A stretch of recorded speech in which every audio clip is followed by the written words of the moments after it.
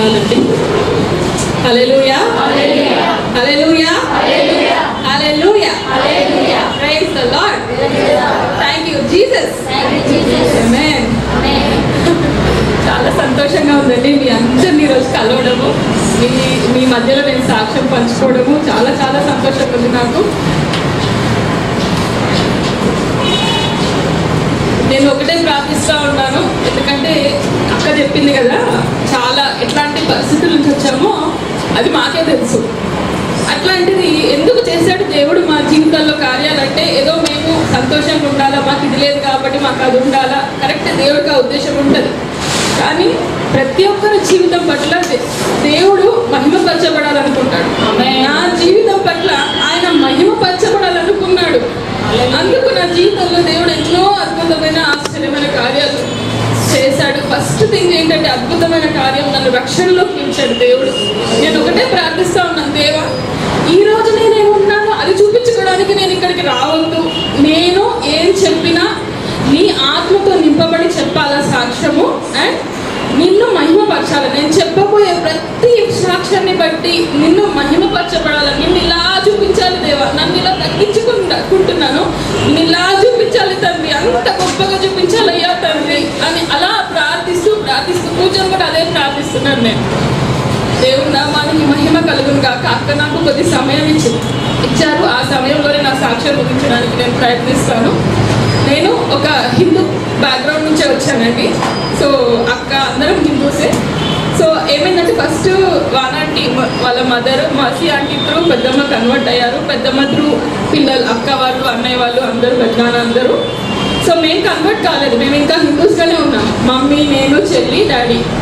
మేము రామ్నగర్లో ఉండేవాళ్ళం. సో ఒకసారి అక్క చింకు పెద్ద అబ్బాయి చాలా చిన్నోడు అనమాట, అప్పుడు 1 year బేబీ, వాడిని పట్టుకొని ఒకసారి అక్క ఇంటికి వచ్చింది.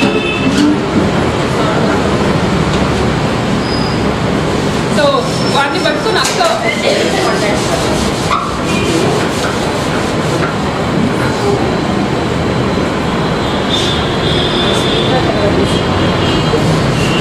ఒక రోజు వాడిని తీసుకొని ఇంటికి వచ్చింది. అప్పుడు మేము హిందూసే. అక్క వచ్చిన తర్వాత ఒకరోజు ఏమైందంటే ఈవినింగ్ సాయంత్రం టైంలో నన్ను చెల్లిని టెర్రస్ పైకి తీసుకెళ్ళింది అనమాట. అక్క చింకు, నేను, చెల్లి ఇద్దరం ట్యాంక్ పైకి ఎక్కి కూర్చున్నాం అనమాట. కూర్చుంటే అక్క అప్పటికే సండే స్కూల్ టీచర్. అయితే అక్క నీకు ఒక స్టోరీ చెప్తా నాన్న, నీకు జీసస్ స్టోరీ చెప్తా అన్నది. నేను 6th class, 12 సంవత్సరాలు మాత్రమే నాకు అప్పుడు. ఆ టైంలో అక్కుండి నీకు ఒక స్టోరీ చెప్తా నాన్న అన్నది. అక్క చెప్పక్క అని ఇంట్రెస్టింగ్గా మేము కూడా వింటా ఉండే. అక్క యేసయ్య స్టోరీ చెప్పింది నాకు. అక్క ఏం ప్రసంగం చేయలేదు, ఎందుకంటే అక్క సండే స్కూల్ టీచర్ ఉండే. సండే స్కూల్ పిల్లలకి ఎట్లాగైతే వాక్యం పంచుకుంటారో అట్లనే అక్క యేసుప్రభు ఒక స్టోరీ చెప్పింది. అమ్మ యేసుప్రభు ఇట్లా దేవుడమ్మా మన కోసం వచ్చాడు, మన పాపాల కొరకు చనిపోయాడు, ఆయన మళ్ళీ తిరిగి లేచాడు, మనతో ఉంటాడు. అసలు నాకు అక్క ఏం కథ చెప్పిందో కూడా నాకు తెలియదు అక్క. కానీ అప్పటి నుంచి నాకు జీసస్ అంటే హీరో. నా దృష్టిలో జీసస్ ఈజ్ మై హీరో. ఎందుకంటే అప్పుడు నేను చాలా చిన్న పిల్లని, జస్ట్ 12 years ఏజ్ నాకు.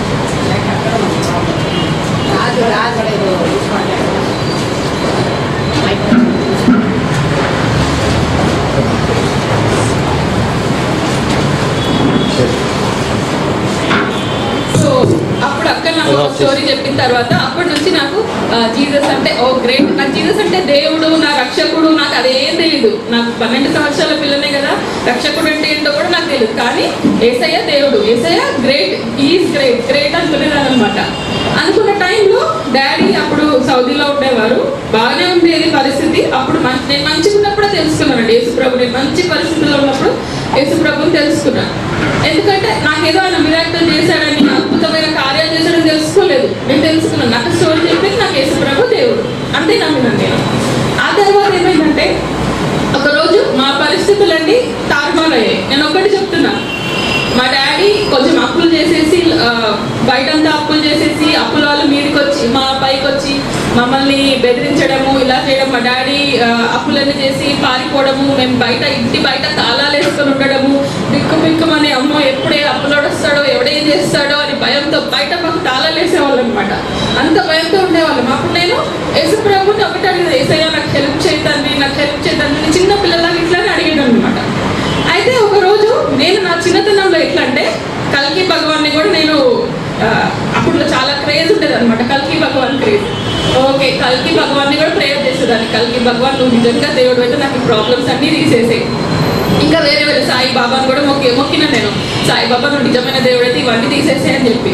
అయితే నాకు ఏం అర్థం కావట్లేదు, సాయిబాబా దేవుడా, కల్కి భగవాన్ దేవుడా, యేసు ప్రభు దేవుడా, ఏం అర్థం కావట్లేదు. ఒక రోజు నేను ఇట్లనే అనుకొని పడుకున్నాను, కల్కి భగవాన్ ఒక నిజమైన దేవుడు అయితే నేను రేపు మార్నింగ్ 5 o'clock లెగిస్తా, లేకపోతే దేవుడు అనుకున్నా. అనుకొని నిద్రపోయి ఎప్పుడు 9 గంటలకు లేచి కల్కి భగవాన్ నిజమైన దేవుడు కాదు, యేసయ్య ఒక్కడే దేవుడు అని. అలా యేసు ప్రభు దేవుడు మళ్ళీ అప్పుడు నేను బైబిల్ చదవడం కూడా నాకు రాదండి.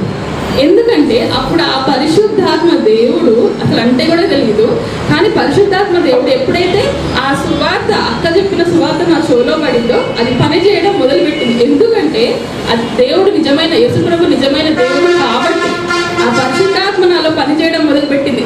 నిజమైన దేవుడి దగ్గరికి నన్ను లాగడం మొదలుపెట్టింది. సత్యం అంటే ఏంటి తెలుసుకునేలాగా నన్ను చేసిందండి. ఆ తర్వాత కొన్ని రోజులకి ఏమైందంటే డాడీ మొత్తానికి మమ్మల్ని వదిలేశాడు అనమాట. సో మమ్మీకేమో మమ్మీ జస్ట్ 10th చేసింది, మమ్మీకి చదువు రాదు, అసలు ఏం చేయాలో అర్థం కాని పరిస్థితి. అసలు డాడీ వదిలేసి వెళ్ళిపోయాడు, మమ్మీకి ఉద్యోగం లేదు, నేను 10th క్లాస్ చదువుతున్నాను అప్పుడు అంతే. అప్పుడు ఆ టైంలో నిజంగా చెప్తున్నానండి, మన దేవుడు మా పెద్దమ్మ కుటుంబాన్ని మొత్తం, అన్నయ్యని, వదినని, ఐ మీన్ అక్క, బావ, వీళ్ళందరూ నాకు ఎంత తోడుగా నిలబడ్డారంటే మా కుటుంబానికి. ఆ టైంలో అసలు అంటే మమ్మల్ని అందరినీ వేలేసినట్టు అయిపోయింది. మిగతా మామయ్యలు, పెద్దమ్మలు అందరూ మమ్మల్ని వేలేసేసారు. ఎందుకంటే మేము యేసు ప్రభుని నమ్ముకున్నాం కాబట్టి. మీరు ఇట్లా కాదు అని చెప్పి మమ్మల్ని వెళ్ళేసేసారు. కాకపోతే అప్పుడు వీళ్ళందరూ అన్నయ్య, వదిన, అక్క, బావ అందరు కలిసి మమ్మల్ని సపోర్ట్ చేయడం స్టార్ట్ చేశారనమాట. నేను మా డాడీ వదిలేసినప్పుడు నేను కొద్ది రోజులు అక్క వాళ్ళ ఇంట్లో, కొద్ది రోజులు అన్నయ్య దగ్గర అట్లా ఉండేవాళ్ళం అనమాట. అట్లా స్కూల్కి వెళ్ళి వస్తూ ఉండేవాళ్ళం, వాళ్ళు మమ్మల్ని తీసుకురావడము అలా చేసేవాళ్ళం అనమాట మెల్లిమెల్లిగా. సో అలా ఇంకా అక్కతో ఉండబట్టి ఇక్కడ శాలం చర్చ్ ఎక్కువ రావడము అట్లంతా మొదలైందనమాట. ఎక్కువ వస్తూ నేను 12 సంవత్సరాలకి యేసు ప్రభువుని తెలుసుకున్నాను.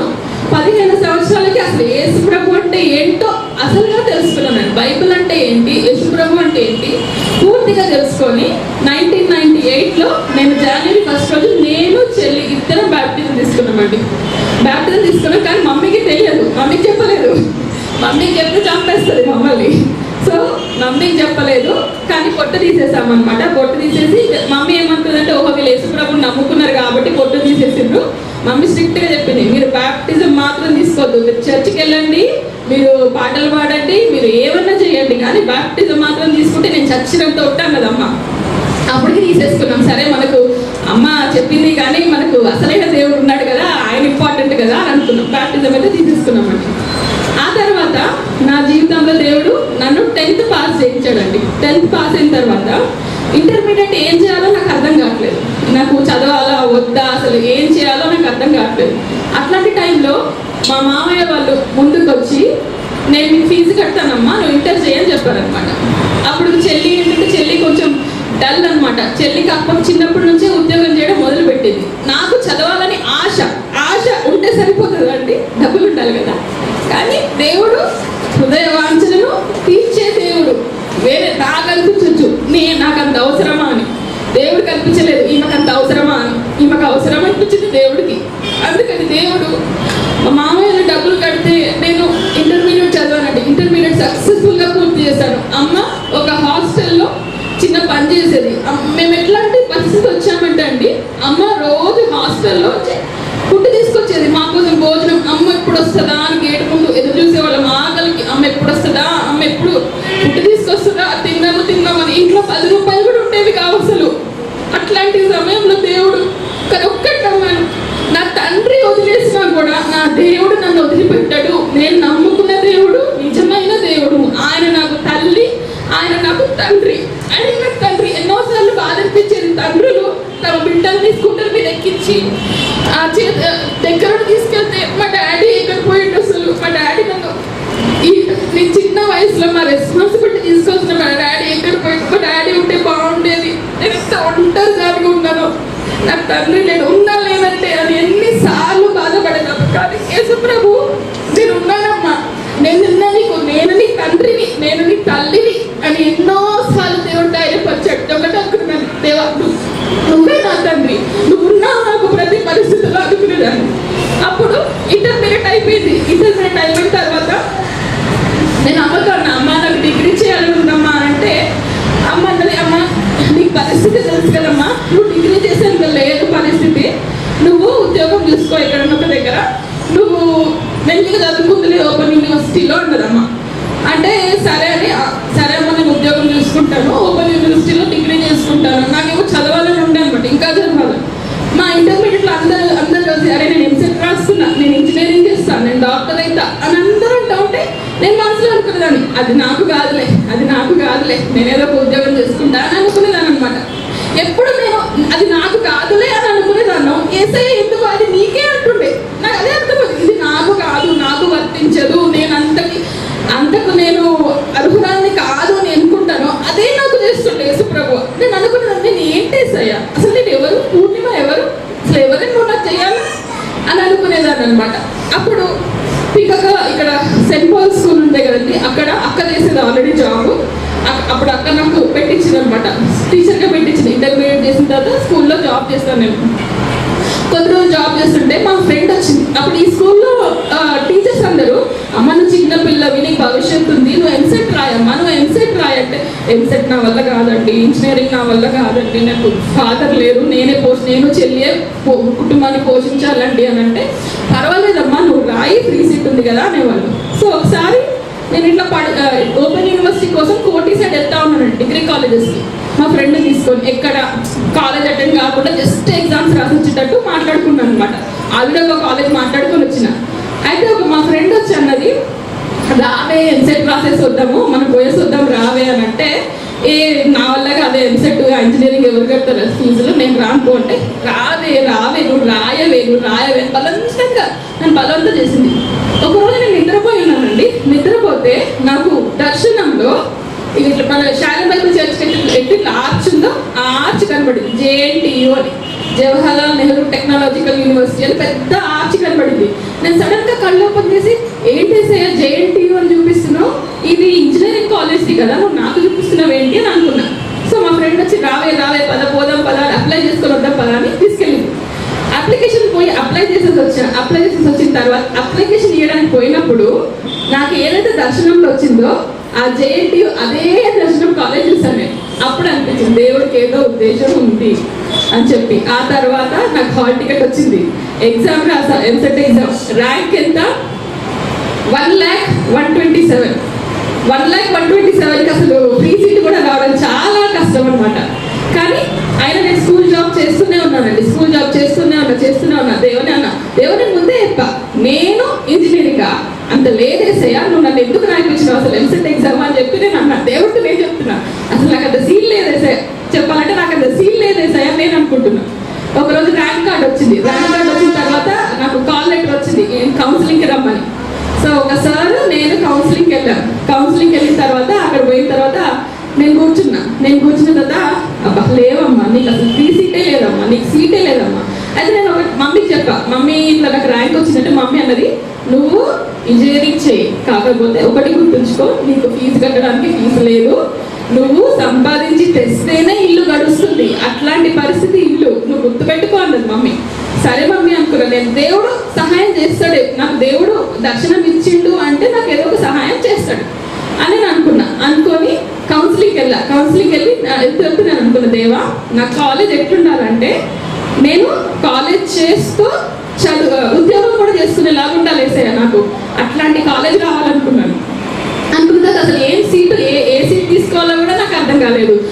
అంటే ECE అని, ఎలక్ట్రానిక్స్, ఇంకా చాలా గ్రూప్స్ ఉంటాయి, CEC అని చాలా గ్రూప్స్ ఉంటాయి ఇంజనీరింగ్లో. నేను MPC చేశాను. దేవా ఏదైతే లాస్ట్ సీట్ ఉంటుందో నా ర్యాంక్కి అదే సీట్ నాకు ఏసయ్యా అన్నాను. పోయిన తర్వాత కూర్చున్న తర్వాత లేదమ్మా నీకు సీట్ లేదమ్మా, నీకు లేదు, ఒక్కటి ఉందమ్మా అన్నాడు. ఆ ఒక్కటి ఏంటంటే షాదాన్ కాలేజ్లో B.Pharmacy సీట్. ఆ B.Pharmacy సీట్ ఆ కాలేజ్ టైమింగ్స్ కూడా ఎట్లా అంటే morning 7:30 to 1:30 college. So afternoon నాకు evening part time job option ఉండే అనమాట. అప్పటి వరకు దేవుడు ఎప్పుడో సంవత్సరం క్రితం చూపించిన దర్శనాన్ని ఆ రోజు నాకు నేనేంటి అసలు ప్రొఫెషనల్ కోర్స్ అది, నేనేంటి నాకు B.Pharmacy రావడానికి పార్ట్ టైం డిగ్రీ చేసుకోవడానికి పోయేదాన్ని నేను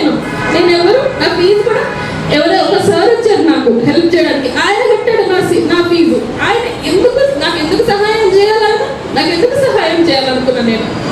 అట్లాంటిది 4 సంవత్సరాలు నేను ఉద్యోగం చేస్తూ చదువుకున్నానండి, ప్రొఫెషనల్ కోర్సు. ఎవ్వరు ఆంటీ కూడా అన్నారు, అమ్మ నువ్వు నిజంగా దేవుడు ఎంత కృప చూపించాడమ్మా, నువ్వు నీ పరిస్థితులను బీఫామ్ చేస్తున్నావు అని చెప్పి. నిజంగా దేవుని కృప. నాకు ఆశ ఉంది చదవాలని, కానీ దేవుడు మామూలు చదువు చదివించలేదని. నాకు అమ్మ తిండి తెస్తే కానీ తినలేని పరిస్థితుల్లో ఒక ప్రొఫెషనల్ కోర్స్ చేస్తున్నాడు దేవుడు నాతో. ఎట్లా మామూలు కొంచెం హెల్ప్ చేస్తున్నారు నాకు. నేను చేసిన ఉద్యోగాన్ని మా మమ్మీ చిట్టి వేస్తూ సగం ఫీజు అట్లా కట్టుకున్నాను అనమాట. అట్లా 4 సంవత్సరాలు గడుస్తున్నాయి. అప్పుడు చెల్లి కూడా ఏదో ఒక ఉద్యోగం చేసుకుంటా ఉంటే నడుస్తూ ఉందన్నమాట. అయితే ఇంకా నేను అనుకుంటున్నాను, ఫైనల్ ఇయర్కి వచ్చాను బీ ఫార్మసీ అనుకుంటున్నాను. అమ్మ ఇంకా నేను బీ ఫార్మసీ అయిపోతుంది. అమ్మ ఎన్నో కష్టాలు పడేది పాప. అమ్మ తినకుండా మాకు పెట్టేది. అసలు మమ్మీ దగ్గర కొంచెం డబ్బులు ఉంటే మాకు బట్టలు కొనేది. అమ్మ డాడీ వెళ్ళిపోయిన తర్వాత 5 years వరకు మమ్మీకి బట్టలు కూడా కొనుక్కోలేదు. మమ్మీ అవి ఉంటే మాకు చూసేది అంతే. తిండి కూడా ఏదున్నా మాకు పెట్టేది, మిగిలితే తినేది మమ్మీ. అంత కష్టాలు పడ్డది మమ్మీ, చాలా చాలా అనుభవించింది మమ్మీ. డాడీతో సఫర్ అయింది బాగా. తర్వాత డాడీ చనిపోయిన తర్వాత కూడా మమ్మీ బాగా సఫర్ అయింది. అయితే నేను ఫైనల్ ఇయర్ ఉన్నప్పుడు, నేను బీఫామ్ సెకండ్ ఇయర్ ఉన్నప్పుడు అన్నా, అమ్మ నువ్వు ఉద్యోగం చేయొద్దమ్మా, నువ్వు బాగా సఫర్ అయినావు, నేను చెల్లి పోషిస్తాము, నువ్వు ఇంట్లో ఉండవున్నా. సో అమ్మని ఉద్యోగం చేయలేదు, అమ్మ పట్ట కష్టాలు చాలా అని చెప్పి అమ్మని ఇంట్లో ఉంచి వచ్చిన. మాకు ఎంత వచ్చేది తెలుసండి, ఇద్దరం సంపాదిస్తే 3,500. 3,500లో మేము రెంట్ కట్టుకొని తిండి తిని చిట్టి వేసుకుంటా మేము ₹2 బియ్యమే తినేవాళ్ళమండి రోజు. కష్టం అనిపించిన ₹2 బియ్యమే తినేవాళ్ళము. కానీ ప్రతి పరిస్థితుల్లో దేవుడు మాకు ఉండేవాడు. ప్రతి ఒక్కరి ద్వారా దేవుడు ఏదో ఒక సహాయం చేస్తూనే ఉండేవాడు దేవుడు. అప్పుడు నేను అనుకున్నాను, దేవుడా నేను బీ ఫార్మసీ అయిపోతుంది యేసయ్య నాకు, నేను ఇప్పుడు అమ్మకి నేను బైక్ కొనాలా, అమ్మని బైక్ మీద ఎక్కించుకొని తిప్పాలా, అమ్మకి ఎన్ని పట్టు చీరలు కొంటానంటే అన్ని పట్టు చీరలు కొనాలా అమ్మకి ఎన్నిసార్లు. అమ్మ అసలు చికెన్ ముక్క కూడా తినలేదు, మాకే పెట్టేది. అసలు అమ్మకి ఎంత చికెన్ ఫిష్ అన్ని కొనియాలా, అమ్మకి మంచిగా తినిపించాలా అని. ఫైనల్ ఇయర్ ఉన్నప్పుడు, ఫైనల్ ఎగ్జామ్స్ అప్పుడు మమ్మీకి టైఫాయిడ్ ఫీవర్ వచ్చింది. టైఫాయిడ్ ఫీవర్ వచ్చినప్పుడు మేము చాలా హాస్పిటల్స్లో చూపించాము, ఇంట్లో ట్రీట్మెంట్ ఇప్పించాము. ఎంతకి తగ్గకపోతే ఫీవర్ హాస్పిటల్కి తీసుకుపోయినామండి. ఫీవర్ హాస్పిటల్ తీసుకుపోయి అడ్మిట్ చేసినాం. ఇంకా అప్పుడు నాకు ఫైనల్ ఇయర్ ఫైనల్ ఎగ్జామ్స్ జరుగుతున్నాయి. ఇట్లా ఎగ్జామ్స్ అయిపోయినాయి. ఎగ్జామ్స్ అయిపోయిన తర్వాత నాకేమో ఆ డ్రీమ్స్ ఉన్నాయన్నమాట. ఆ డ్రీమ్స్ ఉన్నప్పుడు ఎగ్జామ్స్ అయిపోయిన తర్వాత నేను మమ్మీని ఫీవర్ హాస్పిటల్లో అడ్మిట్ చేసిన తర్వాత ఇంకా మమ్మీ డిశ్చార్జ్ అవుతుంది, ఇంకా మమ్మీ డిశ్చార్జ్ అవుతుంది, ఇంకా మమ్మీ డిశ్చార్జ్ అవుతుంది. అయితే వారం రోజులైంది. మా పక్కన ఉన్న వాళ్ళందరూ డిశ్చార్జ్ అయిపోయి వెళ్ళిపోయారు, మమ్మీ డిశ్చార్జ్ కాకపోతే ఒకరోజు డాక్టర్ ఎందుకు ఈమె డిశ్చార్జ్ కావట్లేదు, ఎందుకు ఈమె ఫీవర్ తగ్గట్లేదు అని బ్లడ్ రిపోర్ట్ తీసుకెళ్ళింది అన్నమాట. బ్లడ్ శాంపుల్ తీసుకెళ్ళిన తర్వాత నర్స్ వచ్చింది. అమ్మ నేను ఒకసారి నర్స్ పిలుస్తుందమ్మా, డాక్టర్ పిలుస్తున్నారు అని నన్ను పిలిచి, నువ్వు ఒక్కదానే ఉన్నావు అంటే అవునండి నేను ఒక్కదానే ఉన్నాను, ఇంకెవరు పెద్దోళ్ళు లేరా అంటే ఎవరు లేరా, నువ్వు నీకే చెప్పాలా అంటది. ఏం చెప్పాలా, వేరే హాస్పిటల్కి షిఫ్ట్ చేస్తారేమో మేబీ అనుకున్నా నేను. వెళ్ళా నర్స్తో పాటు వెళ్ళిన తర్వాత డాక్టర్ నుంచి నువ్వే ఉన్నావు అమ్మ, పెద్దవాళ్ళు ఎవరు లేరా అంటు. నేను అనుకున్న వేరే హాస్పిటల్ షిఫ్ట్ చేస్తారేమో అనుకున్న తర్వాత అప్పుడు మీ మమ్మీకి బ్లడ్ క్యాన్సర్ అమ్మ అన్నారు. అంటే నాకేం అర్థం కాలేదు అసలు. ఏంటి అసలు ఏం జరుగుతుంది నాకు అసలు. తండ్రి వెళ్ళిపోయాడు, నీకు తెలుసు కదా ఏసయ్య, చాలా అమాయకంగా అప్పుడు 20 సంవత్సరాలు మాత్రమే. చాలా ఏసయ్య తండ్రి వెళ్ళిపోయాడు, నువ్వు ఇన్ని సంవత్సరాలు నా తోడు ఉండవు, నన్ను చదివించావు, మాకు ఎంత ప్రొటెక్షన్ ఇచ్చావు. ఎవ్వరు మా డాడీ వెళ్ళిపోయారు కండి, ఒక్క అప్పులో కూడా మా దగ్గరకు వచ్చి మమ్మల్ని వేలు పెట్టి చూపించనియలేదండి ఏసయ్య. అట్లా ప్రొటెక్ట్ చేసిండు యేసుప్రభు మమ్మల్ని. అందరూ మమ్మల్ని జాలి కూడా వదిలేసిండు. నేను అనుకున్నా ఓకే అనుకున్నా. అన్న తర్వాత మమ్మీకి బ్లడ్ క్యాన్సర్ అన్నారు. ఎన్నో స్టేజ్ అంటే 85% పాడైపోయిందమ్మా, ఆల్రెడీ 3rd స్టేజ్లో ఉంది. ఇంకా అంటే ఎన్ని డేస్ అన్నా నాకు అసలు తట్టుకోలేకపోతున్నా నేను, నా వల్ల కావట్లేదు. ఇంకా న్యూస్ ఇంకా అంటే అమ్మ గురించి ఇన్ని డ్రీమ్స్ నాకు ఉన్నాయి కదండి, తట్టుకోలేకపోతే నీకు ఇంకా 1 month బ్రతుకుతుందమ్మా మీ మమ్మీ అన్న. అసలు నాకు ఏం చేయాలో అర్థం కాక అమ్మ దగ్గరకు వచ్చాను. అమ్మ దగ్గరకు వచ్చిన తర్వాత ఏమైందమ్మా అంటే, ఏం లేదమ్మా నేను వేరే హాస్పిటల్కి షిఫ్ట్ చేయాలంట, ఇప్పుడు మనల్ని డిశ్చార్జ్ చేసేస్తున్నారు అని. అప్పుడు వెంటనే నేను అన్నయ్యకి కాల్ చేశాను, ఇక్కడ నుంచి కాల్ చేసి అన్న దగ్గర ఏడుస్తా ఉన్నా, అన్న ఇట్లా అంటానా నేను ఏడుస్తా ఉన్నా. తర్వాత హరిమామయ్యకి ఇంకొక మామయ్యకి కాల్ చేసి మామయ్య ఇట్లా అన్నారు మామయ్య అంటే వాళ్ళందరూ షాక్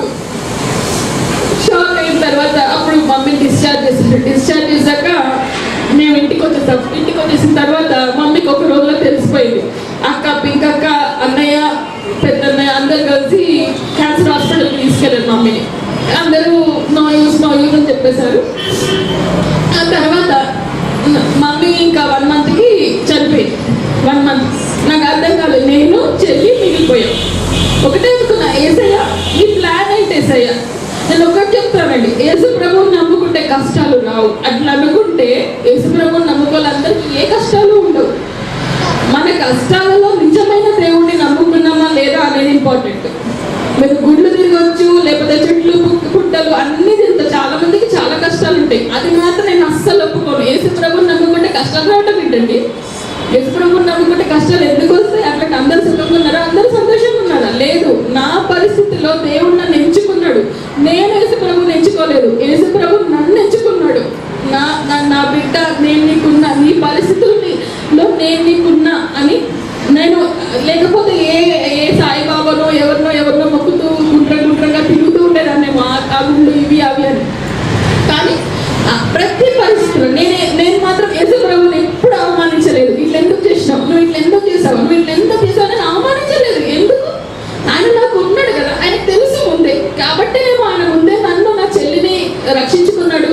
ఈ పిల్లలు ఒంటరి వాళ్ళు అయిపోతారు, ఈ పిల్లలు దిక్కులేని వాళ్ళు అయిపోతారు, ఈ పిల్లలు ఇస్తరాకుల్లాగా ఎగిరిపోతారు ఎక్కడ పడితే అక్కడ అని చెప్పి దేవుడు నన్ను నా చెల్లిని ముందుగా ఇట్లా దిక్కులేని వాళ్ళం అయిపోతామేమో అని ఎంచుకున్నాడేమో నాకు అనిపిస్తుంది. దేవుడు నా పరిస్థితులు యేసు ప్రభువు లేకపోతే నేను ఏమైపోయి ఉంటుందని నేను ప్రతి సమయం తలుచుకుంటా ఉంటాను. నేను మమ్మీ చనిపోయినా కూడా నేను బాధపడలేదు. నేను ఒకటే అనుకున్నా, దేవా నీకు నా పట్ల ఒక గొప్ప ప్లాన్ ఉంది, గొప్ప ప్రణాళిక ఉంది. మమ్మీ డాడీ లేడు, మమ్మీ చనిపోయింది, కానీ నాకు చెల్లికి నువ్వు ఉన్నావు తండ్రి. నాకు తెలుసు ఏదో గొప్ప ప్లాన్ ఉంది. ఎందుకంటే దేవుడు కావాలని ఎందుకు ఏడిపించాడండి? ఎందుకు ఏడిపిస్తాడు? నాకు 2 బిడ్డలు ఉన్నారండి, నేను నా బిడ్డలు ఎప్పుడూ ఏడిపించాను. అట్లాంటప్పుడు నా దేవుడు నన్ను ఎందుకు బాధ పెడతాడు? నా దేవుడు నన్ను ఎందుకు ఏడిపిస్తాడు? కావాలని ఏది చెయ్యడు దేవుడు ఉద్దేశం ఏంటంటే ప్రతి విషయంలో ఆయన మహిమపరచబడాలి. అమ్మ అస్సలు యేసు ప్రభువుని మొక్కేది కాదండి, అస్సలు మొక్కేది కాదు. మా ఇంట్లో మేము బాప్టిజం తీసుకున్న అమ్మకి రోగం ఉన్నా కూడా, అమ్మకి క్యాన్సర్ ఉన్నా కూడా మా ఇల్లు చుట్టూ వెంకటేష్ అందరి బొమ్మలు ఉండేవి. అమ్మ తీసేయమ్మ అంటే కూడా అమ్మ తీయకపోయేది అనమాట. అందరి బొమ్మలు ఉండేవి. అయితే అమ్మ చనిపోయే ఒక 10 రోజుల ముందు నన్ను దగ్గరికి పిలిచి, అమ్మ నేను తప్పు చేశాను అమ్మ, యేసు ప్రభువు ఎప్పటి నుంచో చెప్తున్నావు, యేసు ప్రభు నిజమైన దేవుడు. అమ్మ పడక మీద ఉంది, ఇంకా అమ్మకి మాట్లాడడానికి కూడా వస్తలేదు, ఓపిక లేక. యేసు ప్రభు ఒక్కడే నిజమైన దేవుడు అమ్మ. వీళ్ళందరినీ నమ్ముకొని నేను ఈ స్టేజ్కి వచ్చినాను. వీళ్ళని నమ్మకపోతే నేను ఇప్పుడు ఈ స్టేజ్లో ఉన్నా. కానీ నేను ఇప్పుడు ఒప్పుకుంటున్నా, యేసు ప్రభు నిజమైన దేవుడు. ఇవన్నీ తీసి పడేసాను కదా అమ్మ. నాకు అమ్మ చనిపోతుందనే బాధ కంటే అమ్మ ఒప్పుకుంది యేసు ప్రభుని నిజమైన రక్షకుడుగా. అది నాకు చాలా సంతోషంగా ఉండే. అమ్మ ఒప్పుకుంది. సో ఆ పటాలన్నింటినీ నేను అప్పటికప్పుడు పని మనిషిని పిలిచి తీపిచ్చేసి పడేయని చెప్పి నేను ఎంత సంతోషపడ్డా అంటే, అమ్మ బాప్టిజం తీసుకోలేదు కానీ, ఎందుకంటే అమ్మకి ఛాన్స్ లేకుండే. అమ్మకి ఛాన్స్ ఉంటే అమ్మ బాప్టిజం తీసుకునేది, కానీ అమ్మకి ఛాన్స్ లేకుండే. కానీ యేసు ప్రభుని నిజమైన రక్షకుడుగా అమ్మ ఒప్పుకొనే చనిపోయింది. ఆ తర్వాత మాకేం చేయాలో అర్థం కాలేదు. నా B.Pharmacy అయిపోయింది. దేవుడి దయ వల్ల అండి నేను పార్ట్ టైం జాబ్ చేస్తున్నా కూడా ఒక్కసారి కూడా నేను ఫెయిల్ కాలేదండి. B.Pharmacyలో ఇంజనీరింగ్ కిందకే వస్తుంది. ప్రతి సెమిస్టర్ మళ్ళీ నేను ఫస్ట్ క్లాస్లో పాస్ అయ్యేదాన్ని. నేను దేవుడిని అడిగేదాన్ని, దేవుడు నేను పార్ట్ టైం జాబ్ చేస్తున్నాను, నాకు చదివే టైం కూడా లేదు, నేను ఫెయిల్ అయితే ఇంకా లాభం ఏంటి ఫీజు కట్టి అంటే. దేవుడి కృప ఎంత ఉండేనంటే ఒక్కసారి ఫెయిల్ కాలేదు. ప్రతిసారి ఫస్ట్ క్లాస్. మా ఫ్రెండ్స్ అడిగేవాళ్ళు, మేము ఇంత కష్టపడి చదివితే మేము ఫెయిల్ అవుతున్నాము, నువ్వు పార్ట్ టైం జాబ్ చేస్తే ఎట్లా చదివేదాము అంటే నేను సాక్ష్యం మర్చిపోయేదాన్ని. నాకు ఇట్లా నా దేవుడు ఇచ్చిన సీట్ ఇది, నా దేవుడు సహాయం చేయబట్టి నాకు ఈ సీట్లో ఉన్న దేవుడే నాకు సహాయం చేసిందని నా సాక్ష్యం పంచుకునేదాన్ని. ఆ తర్వాత ఒకరోజు నేను చెల్లి కూర్చొని ఏడుస్తా ఉన్నాము. అక్క కాల్ చేసింది నాకు. అక్క కాల్ చేసి, బాబీ ఇట్లా రామంతపూర్లో ఒక ఇల్లు ఉంది, మీరు అటు షిఫ్ట్ అయిపోండి మీరు ఇద్దరు, అది మంచి ఇల్లు అమ్మా, అది అందులో క్రిస్టియన్ ఇల్లే, మీరు షిఫ్ట్ అయిపోండి అని అంటే, అప్పుడు ఇంకా మమ్మీది అంతా అయిపోయిన తర్వాత నేను చెల్లి కలిసి ఇటు రామంతపూర్కి షిఫ్ట్ అయ్యాను. అప్పుడు అన్నయ్య వదిన పెద్దమ్మ వాళ్ళు మాకు దగ్గర, చాలా పక్క బిల్డింగ్ మైత్రి విహార్ అని అక్కడ పక్కకే ఉండేవాళ్ళు. సో వాళ్ళు మాకు గార్డియన్స్గా ఉన్నారనమాట.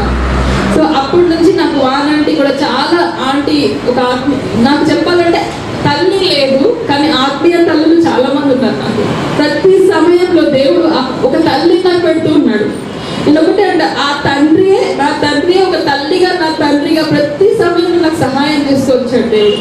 అక్కడ షిఫ్ట్ అయిన తర్వాత నాకు కొంచెం బాగా పీరియడ్స్ ప్రాబ్లం ఉండేదండి. నేను ఓపెన్గా చెప్తున్నాను, ఎందుకంటే నా సాక్ష్యాన్ని బట్టి దేవుడు మహిమ పొందాలి అంతే. నా ప్రాబ్లం ఏదైతే ఏంటి, దేవుడు నా విషయంలో కార్యం చేశాడు, ఆయన మహిమ పొందాల. సో నాకు పీరియడ్స్ ప్రాబ్లం ఉండేది. ఎట్లా ఉండేదంటే 8 నెలలు కంటిన్యూస్గా పీరియడ్ అయ్యేది, నాకు బ్లీడింగ్ అయ్యేది అనమాట. కాకపోతే 4 నెలలు అసలు బ్లీడింగే కాకపోయేది, లేకపోతే సంవత్సరం పొడవున బ్లీడింగ్ అవుతూనే ఉండేది. రోజు నాకు ఇంకా తప్పేది కాదనమాట బ్లీడింగ్. నాకు ఎట్లా అంటే ఇట్లా థైస్ దగ్గర ర్యాషెస్ వచ్చేసాయి, బాగా రక్తాలు, ర్యాషెస్, అంత బ్లీడింగ్ అనమాట, భయంకరమైన బ్లీడింగ్. అట్లాంటి హెల్త్ ప్రాబ్లం నాకు నడుస్తుంది అనమాట.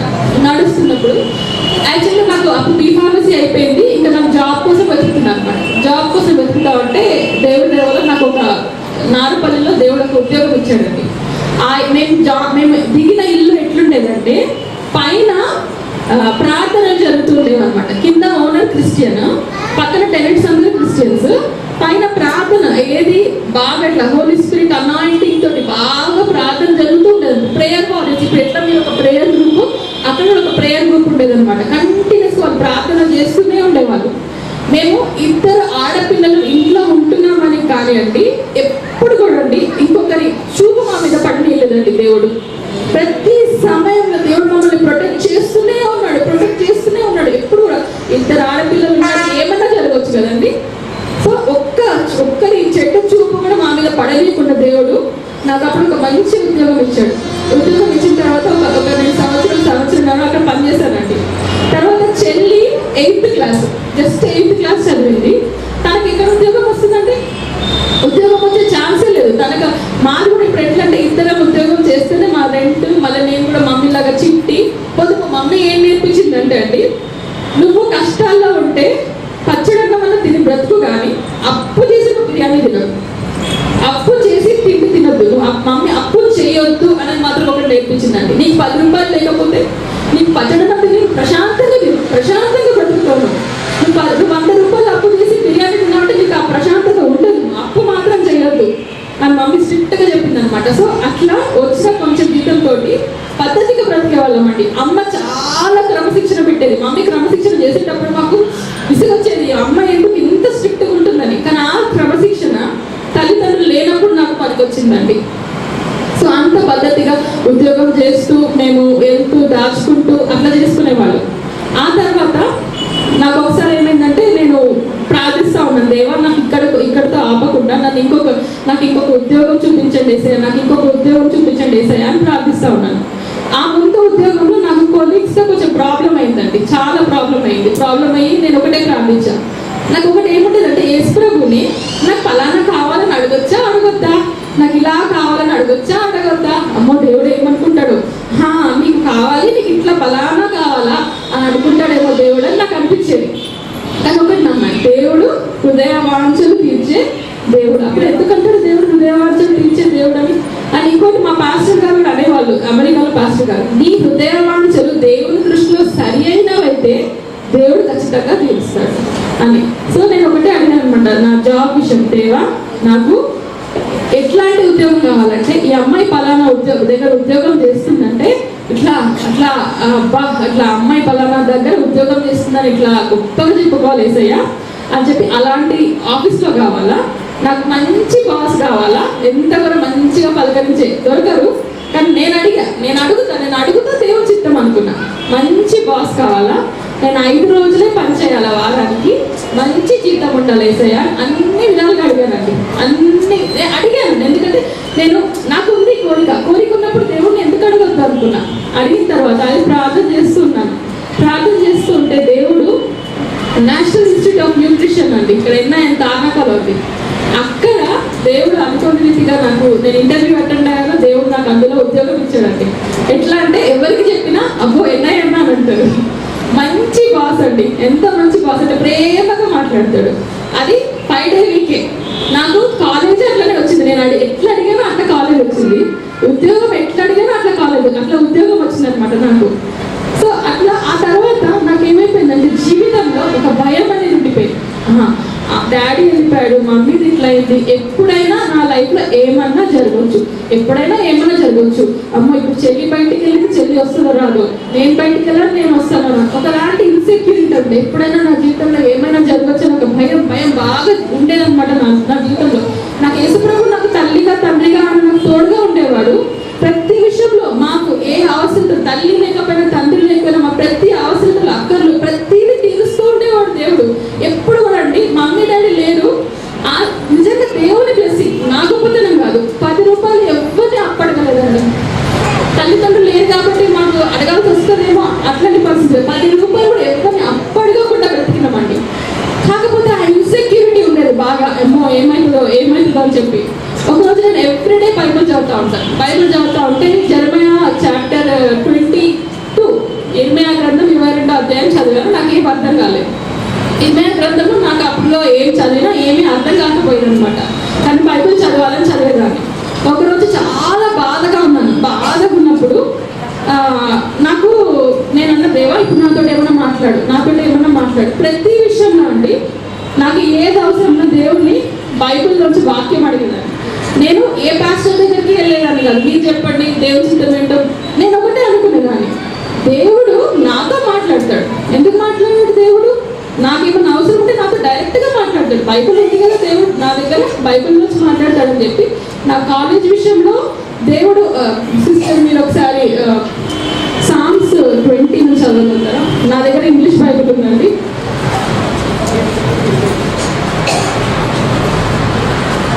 కీర్తన 20వ అధ్యాయము 1 నుంచి 5వ వచనం చదువుతారా? యెహోవా నీకు ఉత్తరం ఇచ్చునుగాక, యాకోబు దేవుని నామము నిన్ను ఉద్ధరించునుగాక. పరిశుద్ధ స్థలములో నుండి ఆయన నీకు సహాయం చేయునుగాక. సియోనులో నుండి నిన్ను ఆదుకొనుగాక. ఆయన నీ నైవేద్యములన్నిటినీ జ్ఞాపకం చేసుకొనుగాక. నీ దహన బలులను అంగీకరించునుగాక. నీ కోరికను సిద్ధింపచేసి నీ ఆలోచన యావత్తును సఫలపరచునుగాక. యెహోవా నీ రక్షణను బట్టి మేము జయోత్సాహము చేయించున్నాము. మా దేవుని నామమును బట్టి మా ధ్వజమెత్తుచున్నాము. నాకు నేను కాలేజ్ వెళ్ళే ముందండి దేవా నాకు వాగ్దానం కావాలి, నాకు నీ నుంచి వాగ్దానం వస్తేనే నేను కాలేజ్కి వెళ్తా. ఎందుకంటే అండి దేవుని వాగ్దానం ఉంటే అది మనకు స్ట్రెంగ్త్, అది మనకు చాలా బలం అండి. అంటే అది మన ఓన్ ఒపీనియన్ కాదు, లేకపోతే ఎవరో చెప్పిన సలహా కాదు. దేవుడు ఏమంటున్నాడు, నేను ప్రతి విషయంలో అంటాను, ఓకే మీరు చెప్పారు నాకు అనిపించింది, ఓకే దేవుడు ఏమంటున్నాడు నాకు బైబిల్ ఉంది, నేను కన్ఫ్యూజ్ అవ్వను. నేను ఎట్లా దేవుడి చిత్తం ఎట్లా తెలుసుకోవాలి నేను ఎప్పుడు బాధపడను. ఎందుకంటే నాకు దేవుడు ప్రతిసారి నాతో మాట్లాడుతూ ఉంటాడు. సో నేను ఏం చేస్తానంటే నేను కాలేజ్కి వెళ్ళేటప్పుడు నేను బైబిల్ ఓపెన్ చేయగానే నాకు దేవుడు కీర్తనల గ్రంథం 20వ అధ్యాయంలో మాట్లాడాడు అనమాట. అంటే నాకు సహాయం చేస్తామని చెప్పి దేవుడు ఆ విధంగా నాకు ఎట్లయితే కీర్తన 20లో వాగ్దానం ఉందో ఆ వాగ్దానం ప్రకారంగా దేవుడు నా కాలేజ్ అంతట్లో సహాయం చేశాడండి. ఆ తర్వాత నాకు ఉద్యోగం వచ్చింది. ఆ తర్వాత ఇంకా నాకు ఇంకా నేను పీరియడ్ ప్రాబ్లం ఇంకా నాకు నడుస్తుందండి, నేను చెప్తాను. సో ఇంకా అట్లాగే నడుస్తుంది. సో నాకు ఇంకా ఆ తర్వాత ప్రపోజల్స్ అనమాట. అన్నయ్య వదిన వాళ్ళు ఇంకా వాళ్ళు గార్డియన్స్ ఉన్నారు. ఇంకా ఆంటీ కూడా నాకు గార్డియన్ కానీ ఒక తల్లిగా సో పెళ్లి చేయాలా అన్నట్టుగా నాకు ప్రపోజల్స్ వస్తూ ఉండేవన్నమాట. సో వస్తూ ఉండేవి. నేను ఒకటే అనుకునేదాన్ని, దేవా నాకేమో ఈ ప్రాబ్లం ఉంది, నాకు వివాహం జరిగితే మరి నాకు సెట్ అవుతుందా ఏసయ్యా, నాకు పిల్లలు పుడతారా ఏసయ్యా, అసలు నేనే ప్రశ్న వేసుకునేదాన్ని అనమాట. అసలు నేను పెళ్లి చేసుకోవాలా, అబ్బాయి ప్రపోజల్ వచ్చింది, వీళ్ళు ఓకే అంటే ఎట్లా అని. ఎందుకంటే నాకు పీరియడ్స్ కంటిన్యూస్గా అవుతూనే ఉండేవండి, కంటిన్యూస్గా అవుతూనే ఉండేవి. అట్లాంటి టైంలో నాకు అప్పుడు దేవుడి దయవల్ల ఏమైందంటే ఎలిషమ్మ అంకుల్ అని అంకుల్ మెడిసిన్స్ ఇస్తారండి, ayurvedic medicines. So aunty uncle దగ్గర చూపించారు. అంకుల్ దగ్గర చూపించినప్పుడు అంకుల్ దగ్గర వాడిన మెడిసిన్స్ వల్ల నాకు సెట్ అయిపోయినాను. నేను 70 kgs 70 kgs ఉన్న దాన్ని నేను 58 kgs వరకు వచ్చేసాను. వచ్చేసిన తర్వాత అంటే ఇది ఒకరిని ఉద్దేశించి కాదండి, నాకు ఒక ఎంగేజ్మెంట్ అయింది. ఆ ఎంగేజ్మెంట్ అయింది, కానీ నాకు అనిపించింది దేవుని చిత్తం కాదు అని. దేవుని చిత్తం ప్రకారంగా కాలేదు. నేను దేవుని చిత్తం ప్రకారం కాకుండా నేను తప్పుడు మరి డిసిషన్ తీసుకున్నట్టున్నాను అని చెప్పి నేను బాధపడ్డా. ఎంగేజ్మెంట్ అయింది, కానీ పెళ్లి చేసుకోవడం ఇష్టం లేదు. నాకు ఏం చేయాలో అర్థం కావట్లేదు. ఎంగేజ్మెంట్ అయింది, పెళ్లి చేసుకోవడం ఇష్టం లేదు. 2 నెలల్లో పెళ్ళి ఉంది. నేను ఒకటే ప్రార్థిస్తాను, దేవా ఒక్కసారి ఈ భూగోళాన్ని వెనక్కి తిప్పవా తండ్రి. అంటే నా ఎంగేజ్మెంట్ మళ్ళీ రివర్స్ అయిపోవాలి. ప్లీజ్ వేసయ్యా, ఒక్కసారి ఈ భూగోళాన్ని వెనక్కి తిప్పవా తండ్రి. నాకు ఇష్టం లేదు వేసయ్యా. నేను ఏడుస్తున్నా, నాకు ఇష్టం లేదు వేసయ్యా, నాకు ఇష్టం లేదు వేసయ్యా, ప్లీజ్ వేసయ్యా, నాకు ఈ పెళ్లి చేసుకోవాలి.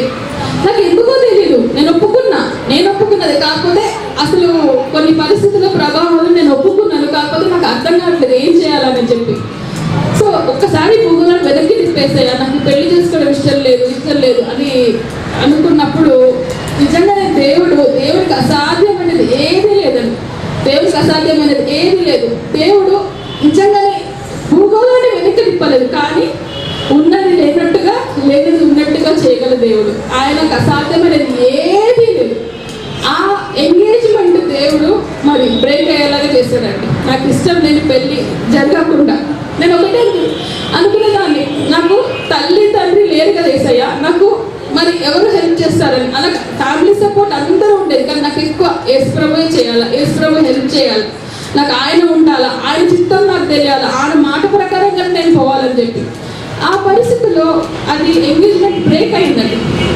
బ్రేక్ అయినప్పుడు చాలా నేను ఒకలాంటి ఎట్లా అంటే ఇట్లా నా మొహం అట్లా కప్పుకోవాల్సి వచ్చిందండి కొన్ని పరిస్థితులు. అంటే ఈ పిల్ల ఎంగేజ్మెంట్ బ్రేక్ చేసుకుంది, ఈ పిల్లకి నేను ఒకటి అంటానండి, నేను ఎవరిని ఉద్దేశించి అనట్లేదు. ఆ పరిస్థితుల్లో నేనున్న అట్లాగే మాట్లాడతానేమో మేబీ, కానీ అట్లాంటి అవమానాలు పడ్డా.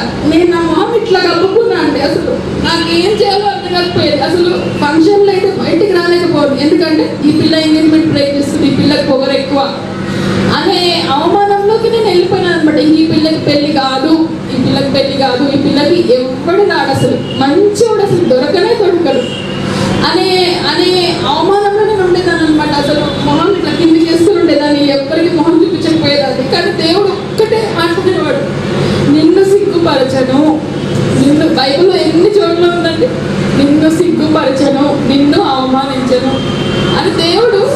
నేను ఒకటే అంటానండి, దేవుడు అట్లా చెయ్యడు. నీ పరిస్థితే కానీ నా పరిస్థితే కానీ మనకు బాధ అనిపించినా కష్టం వచ్చినా దేవుడు అది మనం మంచిగా చేస్తాడు. ఒకటి ఆయన మహిమ పరచబడడానికి చేస్తాడు, ఇంకోటి మనం బాధపడడానికి మాత్రం చేయడండి, మనల్ని అవమానించాలని మాత్రం చేయడండి. ఎందుకంటే ఇప్పుడు మనం విన్నాం కదా, ఆయన శిలువ పైన మరణించింది ఎందుకంటే అవసరం ఏంటి, ఆయన తిరిగి జీవించింది ఎందుకు, అవసరం ఏంటి ఆయనకి అని దేవుడు ఒకటే అనేవాడు. నిన్ను మాత్రం నేను అవమానపరచను, నిన్ను సిగ్గుపరచను అని దేవుడు ఒకటే అనేవాడు అనమాట. సో అన్నయ్య వదిన వాళ్ళు కూడా అక్క బావ నాకు చాలా సపోర్ట్గా ఉండేవాళ్ళు అనమాట. ఒకరోజు ఆంటీ నన్ను కానంటే ఇంటికి పిలిచారు. ఇంటికి పిలిచి ఎస్తేర్ స్టోరీ చెప్పారు నాకు. ఎస్తేర్ స్టోరీ చెప్పి నన్ను బాగా బలపరిచారనమాట.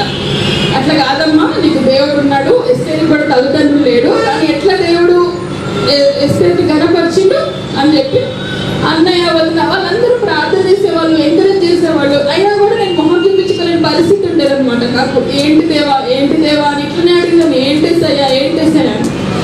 సరే నేను అట్లాగే నాకు ఒకటి ఫ్రీడమ్ ఏముండేదంటే, నాకు నచ్చంది నా జీవితంలో నేను ఖచ్చితంగా చెప్తాను, నాకు ఇష్టం లేని దేవుడు ఎప్పుడు చేయడు. నా దేవుడు నన్ను ఎప్పుడు బలవంతపరచడండి. అడ్జస్ట్ అయిపోమ్మా, పోనీలేమా, నాకెందుకో తెలియదు, నన్ను ఎప్పుడు దేవుడు అడ్జస్ట్ అవ్వమని మాత్రం చెప్పలేదు. నాకు ఫలానా ఉంది కోరిక అంటే దేవుడు తీరుస్తాడు. నేను ఎప్పుడైతే ఇది నాకు కాదులే అనుకుంటానో అదే నీకు అంటాడు దేవుడు. నేను ఒకటే అనుకుంటాను, నేను చూసారంట, నేను ఎవరు వేసయ్యా, నేను ఎవరు నువ్వు నాకు చేయడానికి, నేను ఎంత గొప్పదాన్ని, నా పక్క వాళ్ళ కంటే నేను గొప్పదాన్నా, నేను ఏమైనా గొప్ప పనులు చేశానా, నేను ఎవరు వేసయ్యా అంటే, అమ్మ నువ్వు నా బిడ్డవి, నీకు తల్లి లేకపోయినా నేనే నీకు తల్లిగా తండ్రిగా నేనున్నాను, నా నామ మహిమార్థమై నీ జీవితంలో నేను కార్యాలు చేస్తున్నా. నిజమే, నీలో ఏ గొప్పతనం లేదు, కాకపోతే నేను నిన్ను ప్రేమించాను కాబట్టి, నీకోసం నా ప్రాణం పెట్టాను కాబట్టి, నా నామ మహిమార్థమే నీ జీవితంలో ఈ కార్యాలు చేస్తున్నా అని దేవుడు నాతో మాట్లాడారనమాట.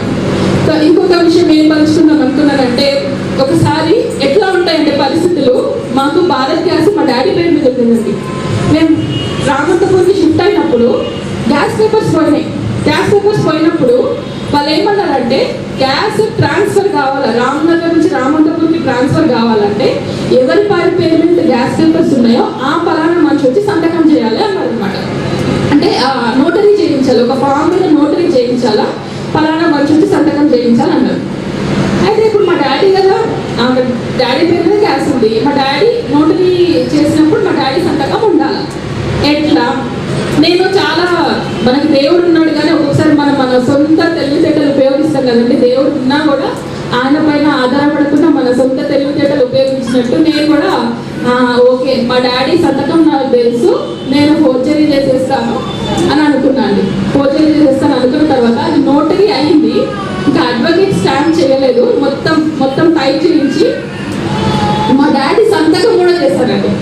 మా డాడీ సంతకం కూడా చేసిన తర్వాత ఆ పేపర్ పట్టుకొని నేను చూసి, అసలు నేను ఏం చేస్తున్నా, ఒక ఏసయ్య బిడ్డగా నేను చేయాల్సిన పనేనా ఇది తప్పే కదా, ఇది అబద్ధమే కదా, నాకు ఎందుకు మరి నాకు ఏసయ్యగా ఉన్నది ఎందుకు, ఆయన మీద డిపెండ్ అవ్వాలి, ఆయన నమ్ముకోవాలా, ఆయనకు అసాధ్యమని సాధ్యమని జస్ట్ బైబుల్ వరకేనా, జస్ట్ మాటలేనా అవి, నేను ఎందుకు ఈ సిచ్యువేషన్లో నేను నా దేవుడి పైన డిపెండ్ కావద్దు అని అనుకొని నేనైతే గ్యాస్ ఆఫీస్కి వెళ్తా. గ్యాస్ ఆఫీస్కి వెళ్ళి, మా డాడీ లేరు, మీ ఇష్టం గ్యాస్ ఇస్తే ఇవ్వండి లేకపోతే లేదు, నేను ఉన్నది నిజం చెప్పి ఒప్పుకొని వస్తా అని చెప్పింది అని అనుకున్నాండి. నేను అనుకొని గ్యాస్ ఆఫీస్కి వెళ్ళాను. మాకు ఇట్లా హార్ట్ బీట్ అయితే ఇట్లా 150 ఉంటుందేమో, అంత గుంట కొట్టుకుంటూ ఉందనమాట. ఆ చైర్మన్ వస్తే మాట్లాడాలా, ఆయనకు చెప్పాలా అని చెప్పి చైర్మన్ వచ్చాడు. ఒక ఆయన కుంటుకుంటూ వెళ్తున్నాడు లోపలికి, ఎవరో అనుకున్నా కానీ ఆయనకి చైర్మన్. లోపలికి వెళ్ళి కూర్చున్న తర్వాత నేను వెళ్ళి కూర్చొని, సార్ ఇట్లా గ్యాస్ పేపర్స్ మా డాడీ పేరు మీద ఉన్నాయి, డాడీ లేరు, డాడీ అబ్స్కాండ్ చేశారు మమ్మల్ని, మాకైతే ఇప్పుడు గ్యాస్ ట్రాన్స్ఫర్ కావాలా అని అన్నాం. అంతే ఉండి ఆయన ఉండి బాబు పిలిపించి, బాబు ఆ పేపర్స్ తీసుకురా అన్నాడు అన్నమాట. ఆ బాబు తీసుకొస్తే ఏంటో మాకు అర్థం కాలేదు, ఏం చేస్తాడో, వీళ్ళకి మా పేరు మీద గ్యాస్ క్యాన్సిల్ చేస్తాడో ఏం చేస్తాడో ఏం అర్థం కాలేదు. తీసుకొచ్చిన తర్వాత, అమ్మ ఈ క్షణమే ఈ గ్యాస్ మీ పేరు మీద ట్రాన్స్ఫర్ చేస్తున్నాను నేను, సో మీ డాడీ లేకపోయినా పర్వాలేదు, నేను ఇప్పుడే గ్యాస్ పేపర్స్ మీ పేరు మీద ట్రాన్స్ఫర్ చేస్తున్నానని చెప్పాడు అనమాట. అప్పుడు నేను అనుకున్నాను, నా దేవుడిని నేను తక్కువ అంచనా వేశానా, నా దేవుడిని తక్కువ అంచనా వేసి నా సొంతంగా నేను ఏదో చేద్దామని ట్రై చేస్తాను నాకు అనిపించింది. అప్పుడు ఆయన అన్నాడు, నేను మీకు ఈ సహాయం ఎందుకు చేస్తున్నానంటే రేపు మీరు ఇంకొకరికి సహాయం చేయాలా, ఎవరైనా అవసరం. ఆయన హిందూగా ఉండి ఈ మాటలు మాట్లాడాడు. నేను మీకు సహాయం చేస్తున్నాను, మీరు ఇంకొకరికి సహాయం చేయాలా అని అన్నాడు అనమాట. దేవుడు ఆ పరిస్థితుల్లో కూడా నిజంగా తల్లి లేదు, తండ్రి లేదు అని ఒక కళ నాకు ఉండేది. అవునా అంటే గుర్తు తెచ్చుకుంటే తప్ప నాకు ఫాదర్ లేడు, నేను గుర్తు తెచ్చుకుంటే తప్ప నాకు మదర్ లేదా అని నాకు చెల్లికి అనిపించదు అనమాట. అంటే యేసయ్య అంత ప్రజెంట్ మా పక్కనే ఉన్నట్టు, ఒక తండ్రిగా ఒక తల్లిగా మా పక్కనే ఉంది.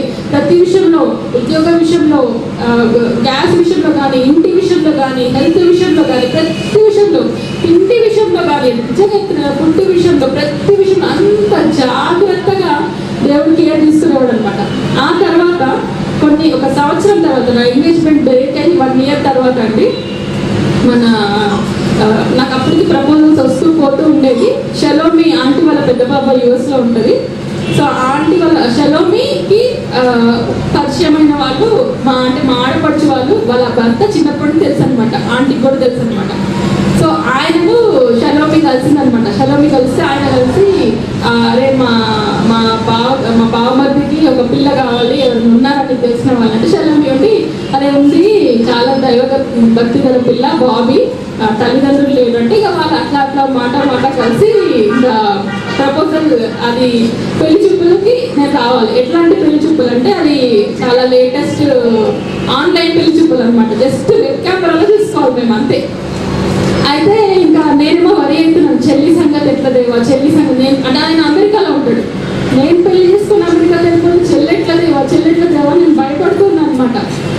అయితే వాళ్ళు అంత ఆంటీ కూడా బాగా తెలిసిన వాళ్ళు కాబట్టి ఆంటీతో మాట్లాడి ఆంటీ వాళ్ళు కూడా అన్ని విషయాలు చెప్పారు. ఏది దాచలేదు. మేము ఒకటే అనుకున్నాం, వదిన వాళ్ళు కానీ ఆంటీ అన్నయ్య వదిన వాళ్ళు కూడా ఒకటే అనుకున్నారు.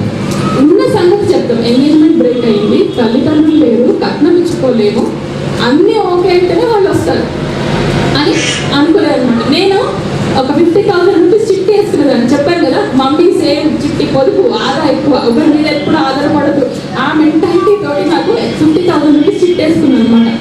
50,000 రూపీస్ చిట్టి వేసుకొని నేను అనుకునేది అనమాట, ఓకే ఒకవేళ నాకు అన్నయ్య వదిన పాపం ముందుకుంటే మేమే చేస్తాం పెళ్ళి అక్క వాళ్ళు అనేవాళ్ళు, కానీ వాళ్ళకి ఎందుకు ఇబ్బంది అన్న టైంలో 50,000కి ఓకే మా ఇంటి పైన హాల్ ఉంది కదా, ఒక 100 మంది, ఒక పాస్టర్ని పిలుస్తా, ఒక పాస్టర్మ ఉంటారు పెళ్ళికి, ఒక 80 మంది వరకు పిలవచ్చు, ఒక చిన్నగా పెళ్ళి అయిపోతుంది, వాళ్ళు వీళ్ళు కలిపి 80 మందిలో అయిపోతుంది పెళ్ళి, 50,000 నాకు సరిపోతుందేమో కదా ఏసయ్య అని నాకునే అనుకునేదాన్ని అనమాట. ఒక పని మాత్రం నేను ఖచ్చితంగా చేసేదాన్ని, దశమ భాగం, ఎంత కష్టం ఉన్నా దశమ భాగం ఇచ్చేదాన్ని.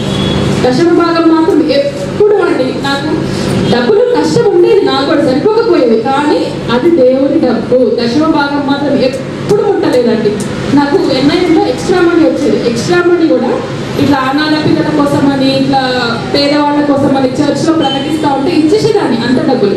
చెల్లి అనే రాక ఇవి ఉంటే మనకు చెప్పులు వస్తాయి కదా అక్క అంటే, మనకు చెప్పులు కొనిస్తే మనకి ఎక్స్ప్రమ్ కొనిస్తుంటే చెప్పులు, ఇప్పుడు చాలా మందికి అవసరం ఉంది కదా ఇచ్చేద్దాం మనం డబ్బులు అని చెప్పి దశమ భాగం నేను ఎప్పుడు అంటే నేను దశమ భాగం ఇస్తే దేవుడు నాకు ఎప్పుడో ఇస్తాడు అస్సలు కాదండి. దేవుడికి ఇవ్వాలి, దేవుడి డబ్బులు నాకు దేవుడు ఎంత సహాయం చేసి ఉద్యోగం ఇచ్చాడు. సో కృతజ్ఞతగా ఆయనకి ఇవ్వాల్సింది నేను దశమ భాగం ఇచ్చేసేయాలని నేను ఎప్పుడు దశమ భాగం ఇచ్చేదానండి, ఎప్పుడు మానలేదు ఇంతవరకు.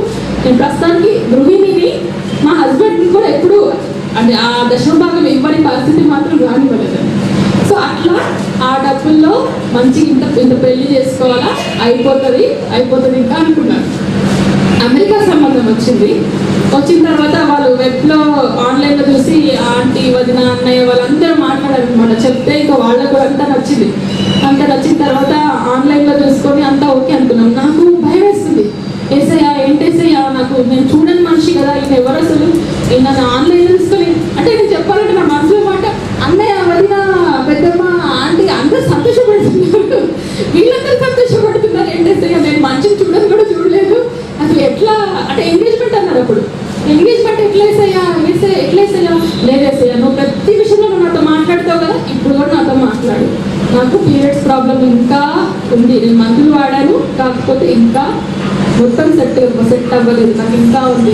ఏసయ్య నాకు పిల్లలు పుట్టకపోతే నేను ఒక మనిషిని మోసం చేసినట్టే కదా ఏసయ్య, నాకు పిల్లలు పుట్టకపోతే ఎట్లా వేసాయా అంటే దేవుడు అప్పుడు కీర్తన 125 నుంచి మాట్లాడారండి. ఒకసారి చదువుతారు సిస్టర్.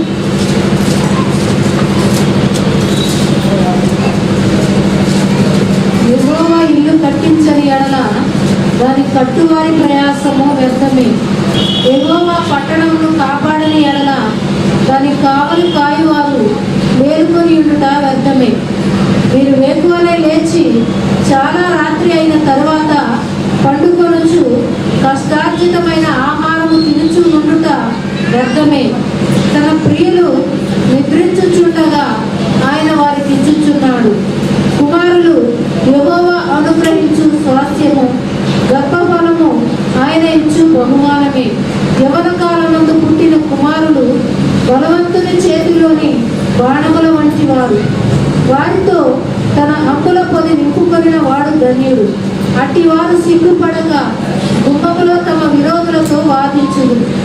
అయితే నాకు ఎంగేజ్మెంట్ బ్రేక్ అయిన తర్వాత నాకు వచ్చిన అవమానం ఏంటంటే, అంటే అవమానం అనుకోను, అంటే ఈమెకు ఒక క్లర్క్ని తెచ్చి చేసేస్తే అయిపోతుంది, ఈమెకి ఎవరైతే ఏంటి ఒక క్లర్క్నో ఎవరినో వచ్చి చేసేసేయండి, ఇంకా ఈమెకి ఎంగేజ్మెంట్ బ్రేక్ అయితే ఎవరు చేసుకుంటారు ఈమెను అసలు అని అన్నారండి. అంటే నేను అనుకున్నాను ఓకే దేవుడా నిజమేనేమో, నాకు ఎంగేజ్మెంట్ బ్రేక్ అయింది, ఎవరో సరే నీ చిత్తం అయితే నాకు ఓకే. నేను ఎప్పుడు దేవా నా తల్లిదండ్రులు ఏంటంటే దగ్గర నుంచి నువ్వే నాకు తల్లిగా తండ్రిగా ఉన్నావు కదండి, నీ చిత్తం అయితే నాకు ఓకే అంటుంది అనమాట.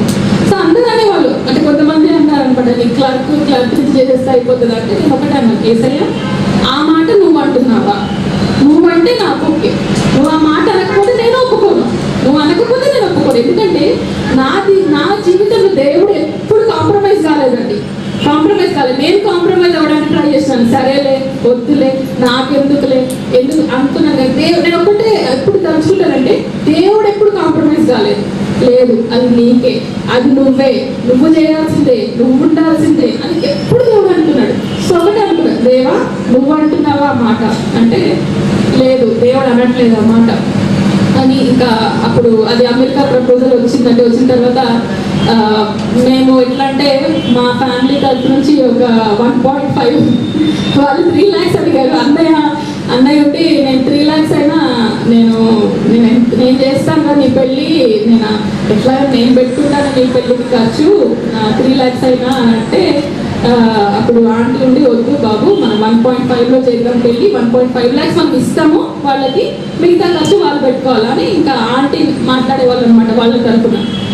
సో ఆ 1.5 lakhs కూడా ఇక్కడ నుంచి కావాలి, ఎవరు ఇస్తారు, ఎక్కడి నుంచి వస్తుంది. నా టార్గెట్ ఏంటి 50,000, నా టార్గెట్ 50,000. 1 ఇంకా ₹1,00,000 ఎక్కువ కావాలా. పెళ్లి కొడుకు వాళ్ళ తరఫున నేను అంటే అప్పుడు ఇట్లా మాకు ఎంగేజ్మెంట్ కూడా ఆన్లైన్ వెబ్ ఎంగేజ్మెంట్ అయిందండి. నాకు ఈ ఉంగరము నా ఆడపడుచు జరిగింది, మా వారు ఆన్లైన్లో చూస్తున్నారు అనమాట, స్కైప్లో చూస్తుంటారు. సో ఈ వాగ్దానం ఎప్పుడైతే వచ్చిందో, దేవుడు ఈ వాగ్దానంలో నీ ఇల్లు కడతానని వాగ్దానం చేశాడు, నీకు పిల్లల్ని కూడా ఇస్తానని వాగ్దానం చేశాడు. అమ్మయ్య, ఏసయ్య చెప్తే నాకు చాలు. ఏసయ్య అన్నాడు నా ఇల్లు కడతానన్నాడు, నాకు పిల్లల్ని కూడా ఇస్తా అన్నాడు. నాకు అప్పుడు చాలా ధైర్యం వచ్చింది. అమ్మయ్య, ఏసయ్య చెప్తే అయిపోయినట్టే, ఇంకా ఆయన చెప్తే చాలు, ఇంకెవ్వరు చెప్పినా చెప్పకపోయినా ఆయన చెప్తే చాలు, నాకు ఆయన నుంచి వాగ్దానం వచ్చింది అని అనుకొని నేను ఓకే అన్నాను. ఓకే అన్న తర్వాత నాకు ఎంగేజ్మెంట్ జరిగిందండి, ఆన్లైన్ ఎంగేజ్మెంట్ జరిగింది. జరిగిన తర్వాత ఒక 8 నెలల్లో పెళ్ళి ఉండాల్సిందండి. పెళ్ళి ఉన్నప్పుడు ఎట్లా మరి అంటే 1.5 లక్షన్నర కాదు కానీ 2 లక్షల వరకు మేము మా దగ్గర ఉండాలా. వాళ్ళు చెప్పడము మేము చాలా హైఫైగా చేస్తాము, మేము ఫంక్షన్ హాల్లో చేస్తాము అని మా కాబోయే వారు అప్పుడు మా వారు చెప్తా ఉంటే, ఎందుకులే ఒక చర్చిలో చేసుకున్నాము, ఎందుకులే సింపుల్గా చేసుకున్నాము అంటే మా వారు కోపం వచ్చిందనమాట. అంటే నువ్వు పెళ్ళి మాటికి చేసుకుంటారా, ఒకసారి చేసుకుంటారు కదా, ఒక్కసారి కూడా బాగా చేసుకోవాలని. నాకు భయం వేసేది, ఇంత అంటున్నాడు, డబ్బులు ఎక్కడి నుంచి వస్తాయి ఏసయ్యా అని చెప్పి నేను అనుకునేది అనమాట. అనుకుంటే అట్లా అప్పుడు ఏమైందంటే ఇంకా మా రిలేటివ్స్కి అందరూ వదిన వాళ్ళు, అన్నయ్య, ఆంటీ కూడా పర్సనల్గా ఫ్యామిలీ మెంబర్స్ని, మా ఫ్యామిలీ మెంబర్స్ని వచ్చి అడగడము. ఇంకా అన్నయ్య వాళ్ళు మెయిన్ రెస్పాన్సిబిలిటీ తీసుకున్నారు, అక్క వాళ్ళు. సో ఏంటంటే అందరికి ఫ్యామిలీ ఇన్ఫార్మ్ చేశారు, అమ్మ పాప పెళ్ళి మనం ఇదే టైం చేయాల్సింది అని చెప్పి, మీరు మీకు వచ్చినంత వేయండి డబ్బులు, అందరం కలిసి మనం పలానా 1.5 lakhs ఇవ్వాలా, 1.5 లక్షలు ఇవ్వాలా మనము, సో మీకు వచ్చినంత వేయండి అని అంటా ఉంటే సరే అందరికీ చెప్పారండి. పెళ్ళికి ఇంకా వారం రోజులు ఉంది, మేము ఫంక్షన్ హాల్కి 90,000 ఇవ్వాలా, వారం రోజుల ముందు కూడా మనకు డబ్బులు ఇంకా రాలే, ఆ చిట్టి డబ్బులు వచ్చినాయి. సో ఇంకా మొత్తం రాలేదు డబ్బులు, మొత్తం రాకపోతే ఒక రోజు ఏముందంటే నేను భయపడతా ఉన్నాను, ఏంటేసయ్యా నేను ₹1,00,000 ఇవ్వాలి, ఎట్లా వేసేయా నాకు టెన్షన్ అవుతా ఉంటే నేను ఎందుకో ఆలోచిస్తూ ఉంటే చెల్లిని పిలిచాను, అంటే మనం దశభాగం అంతా ఇచ్చాం కదా, మనం ఏమి దేవుడి డబ్బు మన దగ్గర లేదు కదా, దశభాగం మొత్తం ఇచ్చేసాం కదా అంటే, అవునక్క నా దశభాగం నేను ఇచ్చేసాను, నీ దశభాగం నువ్వు ఇచ్చేసావు కదా, కాకపోతే నాకు ఒక ఎక్స్ట్రా డబ్బులు వచ్చినాయి, ఆ డబ్బుల దశభాగం మాత్రం నేను తీసి పెట్టిన 2,500 అన్నది. అంటే నేను ఎందుకు తీసుకుంటా 2,500 అంటే, అక్క పెళ్లి కదక్క, నీకు గాజులకో చెప్పులకో పనికొస్తాయి కదక్క ఆ డబ్బులు అన్నది. నేనన్నా నువ్వు గాజులకు చెప్పులకో పనికొస్తా అంటే మాత్రం అట్లా కాదు, దేవునికి ఇచ్చేసి గాజులు చెప్పుల సంగతి దేవుడు చూసుకుంటాడు, ముందు దేవునికి ఇచ్చేసి అంటే ఏం చేయాలి అర్థం కాలేదు. అప్పుడు రాత్రి 9 అవుతుంది, పాస్టర్ గారు ఎక్కడ ఉంటారు, ఎప్పుడు ఎట్లా పట్టుకుని అప్పటికప్పుడు డబ్బులకి దేవుని డబ్బు ఇచ్చేసేయాలి, దేవునికి దశభాగం అని చెప్పి మా పక్కన పైన ప్రేయర్ చేస్తామని చెప్పారు కదండి, ఆ ప్రేయర్ లీడర్ అనమాట చిట్టిబాబు అంకుల్ అని పక్కింట్లోనే ఉండేవాడు. ఆ అంకుల్ అంటే ఇప్పుడు వెంటనే పోయి ఆ దశభాగం అంకుల్కి ఇచ్చేసి ప్రార్థన చేసేసారు. పోయిన తర్వాత ప్రార్థన చేసిందండి. అంకుల్ ప్రార్థన చేసి దశభాగం ఇచ్చేసాను. ఇచ్చి చెల్లి వచ్చిన తర్వాత నాకు ఒక ఫోన్ కాల్ వచ్చిందండి. ఎవరి దగ్గర నుంచి అంటే మన మధ్యలో లేరు, పుష్పాంజలి ఆంటీ దగ్గర నుంచి వచ్చింది. పుష్పాంజలి ఆంటీ దగ్గర నుంచి కాల్ వచ్చి, అమ్మ నేను నీ పెళ్ళికి డబ్బులు ఇద్దామనుకుంటున్నానమ్మా, వచ్చి కలెక్ట్ చేసుకో అన్నారు ఆంటీ. ఇంకా స్టార్ట్ అయ్యిందండి అప్పటి నుంచి. నాకు అంటే నేనేదో దశభాగం రెగ్యులర్గా ఇస్తా అందుకు కాదండి, అది ప్రతి విషయంలో ఆయన కృప. నేను ఈరోజు సాక్ష్యం మేబీ ప్రతి విషయంలో దేవుని మహిమపరచడానికి ఈరోజు మీ ముందు నిలబడి సాక్ష్యం చెప్పడానికి ఏమో. ఈ సాక్ష్యం నేను యూఎస్లో కూడా చెప్పాను అందరి ముందు. సో మీకు చెప్పడానికే నేను దేవుడు నా జీవితంలో నీకు కార్యం చేసింది. ఆంటీ పిలిచి, అమ్మ రామ్మ నీ పెళ్ళికి నీకు డబ్బులు అవసరం ఉన్నాయి కదా, నేను డబ్బులు ఇస్తాను రా అన్న. సరే వెళ్ళాను. పుష్పాంజలి ఆంటీ పిలిచారు. పిలిచి నా చేతిలో 25,000 పెట్టారు. అసలు నేను దేవా నాకు కళ్ళ నుంచి నీళ్ళు వచ్చేసి అసలు ఏంటి దేవా అసలు ఇంత డబ్బులు అసలు అని చెప్పి అట్లాంటి టైంలో వచ్చాను. వచ్చిన తర్వాత టకా టకా టకా టకా ప్రతి ఒక్కరు అందరు డబ్బులు ఇస్తున్నారు. నేను చెప్పాలంటే ఆ స్థితిలో ఇక్కడ ఉన్న మా సొంత వాళ్ళ పరిస్థితులు బాగలేవు, కానీ వాళ్ళు ఎంత హృదయపూర్వకంగా నా పెళ్లికి సహాయం చేశారంటే వాళ్ళ కష్టమైన పరిస్థితుల్లో కూడా అక్కడ షలోమి కూడా అందరూ టకా టకా టకా టకా డబ్బులు ఇచ్చారండి. ఇచ్చేసరికి ఎంత జమ అయిందంటే నాకు వదినకు తెలుసు, నాకు తెలిసి 2 లక్షలు అందరు ఇచ్చిన డబ్బులు జమైన ఏంటంటే 2 లక్షలు ఇచ్చాక అనుకున్న దేవా నువ్వు ఎంత కృప అంటే వెంట ఎవరు 20,000 10,000 మా యూఎస్లో కూడా మా అన్నయ్య వదిన ఉంటారు, పెద్ద అన్నయ్య వదిన వాళ్ళు అందరూ పంపించారు డబ్బులు. అందరూ అట్లా 2 లక్షలు జమ అయిందండి. 1.5 ఇచ్చేసినాం. 1.5 ఇచ్చేసిన తర్వాత ఇంకొక 50,000లో మా అత్తగారు వాళ్ళు ఆడపడుచు వాళ్ళకి బట్టలు, ఇంకా నాకు తెలిసి నిజంగా నేను ఏం పట్టించుకోలేదు. మొత్తం వదిన షాపింగ్ అంతా వానంటీ తోటి ఇద్దరు కలిసి అసలు పెళ్ళిని దగ్గరుండి చేశారండి. నిజంగా నిజం చెప్పినట్టు నాకు ఆత్మీయ తల్లులు చేశారు, దగ్గరుండి చేశారు. తర్వాత పెళ్ళి మొత్తం పెళ్ళి అయింది. అసలు డెకరేషన్ చూస్తారండి. పెళ్ళి చర్చ్లో ఎంటర్ అయ్యాను. చర్చ్లో ఎంటర్ అయిన తర్వాత అసలు ఎంత బాగుందండి డెకరేషన్. నేను అనుకున్నది ఒక పాస్టరు, అక్కడ ఉన్నది 5 పాస్టర్లు. నా పెళ్ళికి 5 పాస్టర్లు. నా వెనకాల ఒక బ్రైడ్స్ మేడ్ ఉంటుంది కదండి, నా వెనకాల 3 బ్రైడ్స్ మేడ్. అసలు నేను 80 మంది అనుకున్నాను, పెళ్ళికి 750 మంది అండి పెళ్ళికి. అసలు నేను ఆశ్చర్యపోతున్నాను. నేను పెళ్ళిలో నా పెళ్లి జరుగుతుంది కానీ ఇవన్నీ ఇంత గ్రాండ్గా ఉన్నాయేంటి, డెకరేషన్ ఎంత గ్రాండ్గా ఉందేంటి, నా ఫంక్షన్ హాల్ 90,000 బట్టి ఫంక్షన్ హాల్ అనుకున్నాను నేను. ఫంక్షన్ హాల్ ఎంత గ్రాండ్గా ఉందేంటి, అసలు నా డ్రెస్ కానీ అసలు ఎంత గ్రాండ్గా జరిగిందంటే మ్యారేజ్ అండి. మొత్తం పెళ్ళికైన ఖర్చు నాకు తెలిసి 9 లక్షలు అండి. 9 లక్షలు. మిగతాది నా భర్త పెట్టుకున్నాను. ఎవరండి పెట్టుకుంటారు, ఏ భర్తలు పెట్టుకుంటారు? నిజంగా దేవుడి కృప. నా భర్త పెట్టుకుంది నా భర్తనేమో, కానీ సహాయం చేసింది మాత్రం నా దేవుడు. నా తరఫున కానీ అటు తరఫున కానీ నేను ఎంత చిన్నగా ఊహించుకుంటానండి. నా ప్రపంచాన్ని చిన్నగా ఊహించుకుంటాను. నా పరిస్థితి ఉంది కాబట్టి నా ప్రపంచం ఇంతే. కానీ దేవుడు ఎట్లా అంటే ఆకాశం మహాకాశంలో పట్టజాలన్నటువంటి దేవుడు. ఆయన చేస్తే ఎట్లుంటుందండి. నిజంగా ఆయన నాకు మలాకి గ్రంథం గుర్తొచ్చిందండి. డబ్బు అవసరం ఉన్నప్పుడు నిజంగా దేవుడు ఆయన అంటాడు కదా, నీ దశమభాగము నువ్వు ఇస్తే ఆకాశ వాకిట్లను విప్పి పట్టజాలంతా కురిపిస్తా ఉంటాడు కదండి. ఆ వార్తను నా పెళ్లిలో నేను చూశానండి. 9 లక్షల ఖర్చు ఎక్కడి నుంచి వచ్చిందంటే దేవుడు మనుషుల్ని వాడుకున్నాడు. కాకపోతే ఆయన ఆకాశ వాకిట్లను విప్పి అంత డబ్బు కుమ్మరించి, నేను ఎవరండి నా పెళ్ళిలో చేయడానికి, నేను నిజంగా చెప్తున్నాను కదా, నేనేమి కాదు. నేను అసలు నాకు అంత సీన్ లేదు. నాలో చాలా చెడ్డ గుణాలు ఉన్నాయి, నాలో కూడా చాలా వీక్నెసెస్ ఉన్నాయి.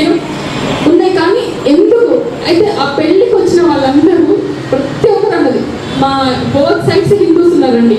తల్లి గారి సైడు, తండ్రి గారి సైడు, 2 సైడ్స్ హిందూస్ ఉన్నారండి ఫ్యామిలీ మెంబర్స్ లో. ప్రతి ఒక్కరు నా దగ్గరకు వచ్చి, బాబీ నీ తల్లిదండ్రులు ఉన్న నీ పెళ్లి ఇంత ఘనంగా జరిగేది కాదు, యేసు ప్రభు ఒక్కడే నీ వివాహం ఇట్లా జరిగించాడని అందరూ ఒప్పుకున్నారండి. అందరూ వచ్చి యేసు ప్రభు చేశాడు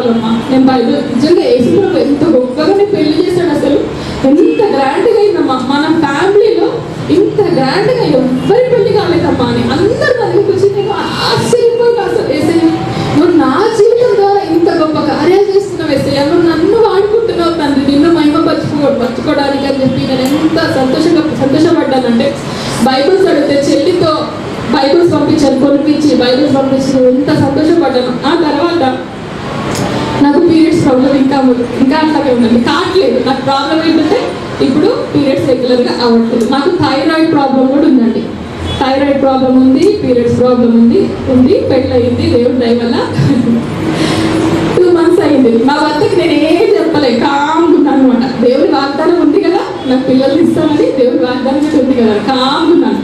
2 months అయింది. మా భర్త అంటాడు ఏమైంది నీకు పీరియడ్స్ అంటే నేను అన్నా నాకు థైరాయిడ్ ప్రాబ్లం ఉంది కదా మేబీ.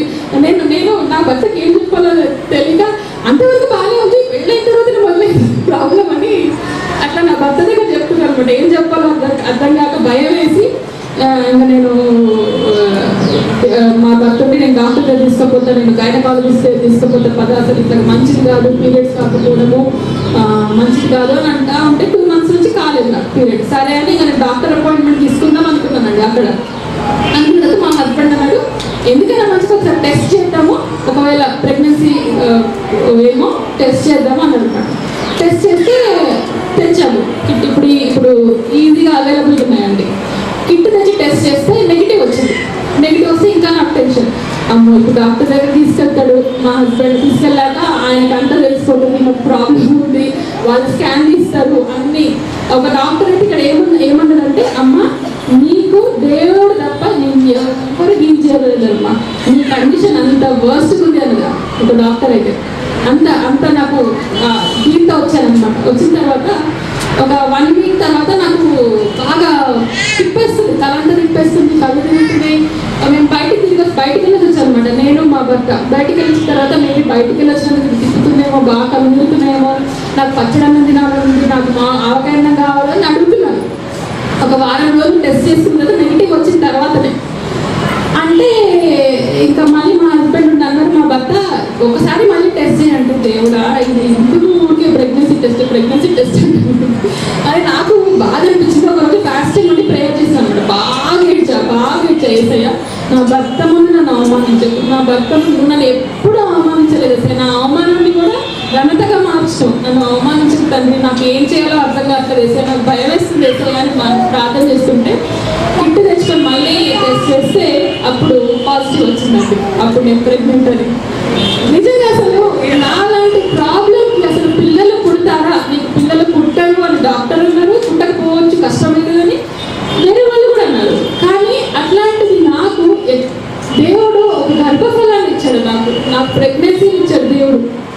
తర్వాత 9 నెలలు అండి నాకు ఎంత మంచి ప్రెగ్నెన్సీ అంటే అసలు నాకు అసలు నేను అనుకున్నాను మధ్యలోనే నాకు అబార్షన్ అయిపోతుందేమో, నాకు మిస్క్యారేజ్ అయిపోతాం, ఎందుకంటే నాకున్న ప్రాబ్లంకి బిడ్డ నిలవదు అని ఎంతగానో నేను అనుకునేదాన్ని. కానీ దేవుడు వాగ్దానం ఇచ్చిన దేవుడు నమ్మకం దేవుడు అండి. దేవుడు వాగ్దానం చొప్పున నాకు 9 నెలలండి నాకు దేవుడు సేఫ్ ప్రెగ్నెన్సీ ఇచ్చారు.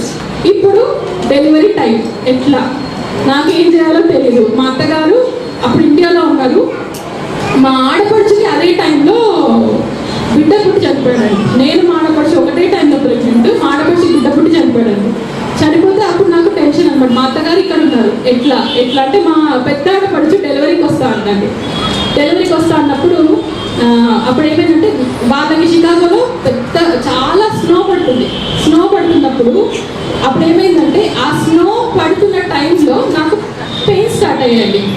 స్నో ఎక్కువైపోతుంది, షికాగోలో స్నో ఎక్కువైతే రావడం చాలా కష్టమవుతుంది, వాళ్ళు వెహికల్ తీసుకొని రావడం చాలా కష్టమవుతుంది. అట్లాంటి టైంలో స్నో పడుతూ ఉంది, నాకు పెయిన్ స్టార్ట్ అయ్యాయండి. సో దేవుడిని ఒకసారి అడుగుతాడు, దేవా నాకు నార్మల్ డెలివరీ తండ్రి, నాకు నార్మల్ డెలివరీ తండ్రి ప్లీజ్ వేసేయా, నాకు సీసెక్షన్ వద్దేసేయా, నేను ఒక్కదాన్ని లేచి పనులు చేసుకోవాలి అని చెప్పాను అనమాట. చెప్తే దేవుడు ఆ టైంలో దేవుడు నాకు నార్మల్ డెలివరీ ఇచ్చాడండి. నాకు మా ఆడపడుచు కూడా అప్పుడు టైంకి డెలివరీకి వచ్చారండి. ఆ తర్వాత దేవుడు ఎట్లా అక్కడ ఇంకొక తల్లిని ఎట్లా ప్రొవైడ్ చేశారంటే మా కింద రెంట్కుంటున్న ఒక ఆంటీ అప్పుడు వాళ్ళ కొడుకుని చూడడానికి వచ్చిందండి. ఆమె రిటైర్డ్ వెటర్నరీ నర్స్. ఆమె మా పాపకు 3 నెలలు స్నానం చేయించిందండి, మసాజ్ చేయించింది, స్నానం చేయించింది దగ్గరుండి. సో అన్ని రకాలుగా అప్పుడు దేవుడు అక్కడ తల్లిని ఏర్పాటు చేసిండు నాకు, ఆ టైంకి అవసరమైన తల్లిని. నేను 2వ సారి ప్రెగ్నెంట్ ఉన్నప్పుడు కూడా అండి పక్కన ఇంకొక పంజాబీ ఆంటీ ఉండేది. ఆ ఆంటీ మాకు ఏమన్నారంటే, నేను 9 నెలల ఇట్లా దాటింది, ఏమన్నారంటే బేబీ పెరగట్లేదు, బ్రతికున్నాడు చనిపోయిందో కూడా తెలియట్లేదు, మీకు డెలివరీ చేసేసేయాలన్నారు. అంటే ఇంకా నేను ఏడుస్తున్నాను అనమాట, బాగా ఏడుస్తున్నాను. ఏం చేశారు, డెలివరీ చేశారంటున్నారు, బాబు బ్రతుకున్నాడో చనిపోయినా బేబీ తెలుస్తలేదు అంటున్నారు, ఏం చేసేయాలి. ఇంకా ఒకటే నాకు వాగ్దానం గుర్తు చేసుకున్నాను, దేవా నువ్వు వాగ్దానం చేస్తావు నాకు పిల్లల్ని ఇస్తానని. వెళ్ళిన తర్వాత నాకు డెలివరీ అయిందండి, 2వ బేబీ కూడా బాబు పుట్టాడప్పుడు. డెలివరీ అయిన తర్వాత అప్పుడే ఒక 2 నెలల ముందు ఒక పంజాబీ ఆంటీ వచ్చారు అక్కడ మా అపార్ట్మెంట్లో ఉండడానికి. ఆంటీ నాకు డెలివరీకి ఉన్నారండి. 2-3 నెలలు ఆంటీ ఉండి బాబుకు స్నానము, నాకు వంటలు వండి తేవడము, నాకు తల్లి లేదనే లోటు లేకుండా ప్రతి విషయంలో అండి దేవుడు ప్రతి విషయం నాకు సహాయం చేస్తూనే వచ్చాడండి. ఆ తర్వాత నాకు ఒకసారి హాస్పిటల్కి వెళ్తే థైరాయిడ్ మీద ఒక గడ్డ ఉందన్నారు. ఆ గడ్డ పెరిగింది, 2 సెంటీమీటర్ల గడ్డ ఉంది, అది క్యాన్సర్ కావచ్చు అన్నారు. ఇది అందరికీ కూడా తెలియదు, క్యాన్సర్ కావచ్చు అన్నారండి. నేను బాగా ఏడ్చుకుంటూ వెళ్ళాను హాస్పిటల్కి. అయితే ఒక పీస్ తీసి అన్నారు, అమ్మ ఇది క్యాన్సర్ అయితే కాదు, కాకపోతే ఇది పెరగొద్దు, 2 సెంటీమీటర్లు ఉంది, కాకపోతే ఇది పెరగొద్దు, పెరగకుండా అట్లాగే ఉండాలి అన్నారు. 1 సంవత్సరం తర్వాత రా అన్నారు. సంవత్సరం తర్వాత ఒకటే ప్రార్థన చేసుకున్నా, దేవుడు నన్ను అవమానపరచడు, దేవుడు నన్ను ఎప్పుడు నా విషయంలో ఎప్పుడు కాంప్రమైజ్ కాలేదు, నన్ను ఎప్పుడు ఒక సాక్షి బిడ్డగా నిలబెట్టుకున్నాడు అని అనుకున్నాను. అదే ధైర్యంతో నేను వెళ్ళానండి. వెళ్తే 1 సంవత్సరం తర్వాత వెళ్తే వాళ్ళు అన్నారు, మళ్ళీ టెస్ట్ చేసి అమ్మ గడ్డ తగ్గింది, పెరగలేదు అన్నారు. అట్లా దేవుడు నాకు ఇంకొకటి ఏంటంటే అండి, బాగా ఒళ్ళంతా పుండ్లలాగా అయిపోయింది. అక్కడ వాతావరణం నాకు మొదట్లో పడలేదు, ఒళ్ళంతా పుండ్లలాగా అయిపోయింది, స్టాఫ్ ఇన్ఫెక్షన్ అంటారు. పుండ్లలాగా అయిపోతే నాకు ఏం చేయాలో అర్థం కాలేదండి. అర్థం కాకపోతే ఒకరోజు బాగా కన్నీటి ప్రార్థన చేస్తూ ఉంటే దేవుడు మళ్ళీ బైబిలే, దేవా నువ్వేమంటావు అంటే దేవుడు నామాను స్టోరీ చూపించింది. దేవుడు నాకు నామాను చర్మం ఎలా అయిపోయిందంటే చిన్న బేబీ, చిన్న పసికంటూ వల్లే చర్మం వల్లే అయిపోయిందని వచ్చింది కదండి. ఆ వాగ్దానం వచ్చాక దేవుడు నాకు కంప్లీట్ ఆ పుండ్ల నుంచి నాకంటే ఎట్లా అంటే ఇట్లా ఒళ్ళంతా కాదు, ఒకటి వచ్చేది పెద్దగా అయ్యేది అట్లా అనమాట. చాలా భయంకరమైన ఇన్ఫెక్షన్ అనమాట. దేవుడు దాని నుంచి నాకు విముక్తి కలిగించిందండి చాలా విషయాలు. అసలు ఎట్లా అంటే నాకు నడుము వెన్నెముక కింద అరిగింది. ఒకసారి ఇట్లా పని చేస్తూ పడిపోయా, ఎందుకంటే నీకు బాగా పిల్లలతో స్ట్రెయిన్ ఎక్కువై వెన్నెముక కింద అరిగింది అన్నారు, బోను అరిగిపోయింది అన్నారు. అట్లాంటి దాని నుంచి కూడా దేవుడు నాకు స్వస్థతను అనుగ్రహించాడండి. నేను యూఎస్కి పోయిన తర్వాత వేసాను, ఇంకా జాలేసాయి అంటూ నాకు ఏదో ఒక ప్రాబ్లం ఉందని తెలుస్తుంది, దేవుడు స్వస్థత ఇస్తూనే ఉన్నాడండి. సో పీరియడ్స్ రెగ్యులర్ కాకపోతే ఒకరోజు నేను బాగా కన్నీటి ప్రార్థన చేస్తూ అయ్యా నాకు రెగ్యులర్గా లేకపోయినా నువ్వు మహిమపరచుకో, నాకు పిల్లల్ని ఇచ్చావు, నిన్ను మహిమపరచుకున్నావు, నాకు రెగ్యులర్గా కావాలేసయ్యా అని చెప్పి కన్నీటి ప్రార్థన చేస్తూ దేవుడు నాకు రెగ్యులర్ పీరియడ్స్ ఇస్తుందండి. నేను ఏ మందు వాడలేదు, నిజంగా ఏ మందులు వాడట్లేదు, నాకు దేవుడు రెగ్యులర్గా అవుతున్నాను, టైం టు టైం నాకు ఇప్పుడు పీరియడ్ అవుతున్నాను. నాకు అట్లా ప్రతి విషయంలో దేవుడు ఎంత సహాయం చేశాడంటే, తల్లి లేకపోయినా తండ్రి లేకపోయినా నాకు చెప్పుకోవాలంటే అక్క అదే నేను టైం కొంచెం ఎక్కువనే తీసుకుంటున్నాను. కాకపోతే నా సాక్ష్యం పంచుకోవాలంటే అండి నాకు సమయం సరిపోదు, ఎందుకంటే అన్ని మేలు చేసింది దేవుడు నా జీవితం ద్వారా. నేను సాక్ష్యంగా నేను వాక్యం కూడా యూఎస్లో పంచుకుంటున్నానండి. కాకపోతే నేను ఒకటే కూడా ప్రార్థన చేస్తాను, దేవా నేనెందుకు పంచుకోలేసా వాక్యం, నేను అంత గొప్పదాన్ని కాదు కదా వేసాయ, పెద్ద ప్రసంగికులు ఉన్నారు కదా వేసాయ అంటే దేవుడు అన్నాడు, నా మాటని నీ నోట్లో పెడతాను, ఇచ్చి నువ్వు మాట్లాడడం కాదు నేను మాట్లాడతాను నీ ద్వారా. ఎప్పుడైతే అది కూడా నేను అడిగాను, నాకు ఎప్పుడైనా ఏదైనా డౌట్ ఉంటే యేసుప్రభుని అడుగుతున్నాను, ఆయన మాట నాకు కావాలి, ఆయన నాకు వాగ్దానం కావాలి, ఆయన మాట్లాడితే నేను ముందుకు వెళ్తాను. సో అప్పటి నుంచి నేను ధైర్యంగా ప్రసంగం కూడా చిన్నగా ప్రీచ్ చేస్తున్నానండి. ఇంకొక 2 minutes అట్లా. సో ఎందుకంటే నేను ఎక్కువ టైం తీసుకోను. సో ఇంకొకటి ఈ మధ్య దేవుడు ఏంటంటే నాకు భయం మాత్రం కంప్లీట్గా పోలేదండి. భయం పోకపోతే నేను ఒకటే ప్రార్థిస్తున్నాను, దేవా నేను భయాన్ని జయించాలా, నాకు భయం పోవాలా, నాకు ఇన్ని మేలు చేస్తున్నావు, నన్ను ఇంతగా వాడుకుంటున్నావు, భయం ఎందుకు నాలో ఉండాలా? భయము మనిషిని చంపేస్తుంది, ఎంత స్పిరిట్ పొటెన్షియల్ ఉన్నా, ఎంత స్ట్రాంగ్ ఉన్నా కూడా ఏదో ఒక భయం వస్తుంది, మనిషిని సగం చంపేస్తుందండి. విశ్వాసం నుంచి తప్పిస్తుంది భయము. నేను ఒకటి అంటాను, దేవా ఈ భయాన్ని నేను జయించాలి. ముందుగా పరిశుద్ధాత్మ బ్యాప్టిజం ఆఫ్ హోలీ స్పిరిట్, ఆ అనాయింటింగ్తో నేను నింపబడాలా.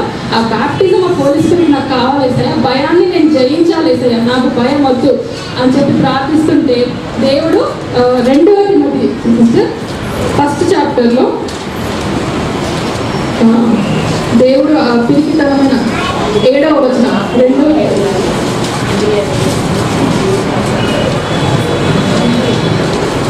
Timothy first chapter 7th verse 7వ వచనం.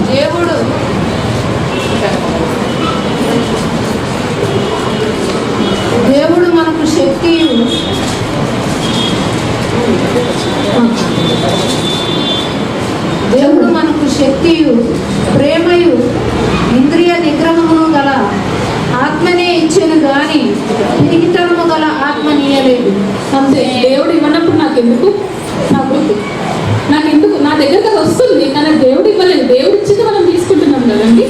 దేవుడు ఇచ్చిన దేవుడి చిత్తం ప్రకారం నా జీవితం అయితే దేవుడా నీ చిత్తం నువ్వు చేసింది నాకు కావాలి అంటున్నప్పుడు దేవుడి చిత్తం కానిది ఏంటి? భయం. దేవుడు ఇవ్వలేదంట. దేవుడు ఇచ్చిన చాలా ఉన్నాయి బైబిల్లో.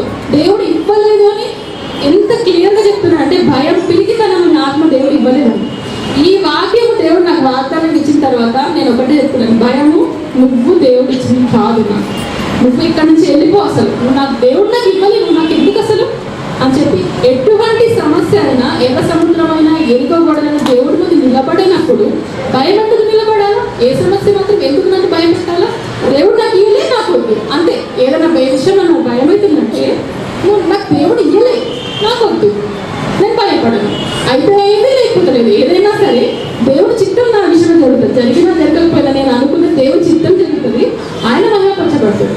నేను అప్పటి నుంచి అండి భయం అనేది నాలో పోయింది. నేను చెప్పాను కదా ఫస్ట్ చాలా భయపడేదాన్ని, ఈ వాగ్దానం బట్టి భయం అనేది పోయిందండి. ఆ తర్వాత ప్రతి విషయంలో దేవుడు నాకు ఎటువంటి స్ట్రెంత్ ఇస్తుందంటే యేసు నామములో.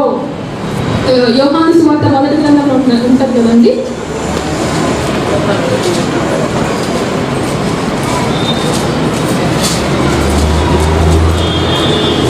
దేవుడు first second verse, first second third verse, first John first second third verse. యోహాను సువార్త sorry first chapter first second third verse.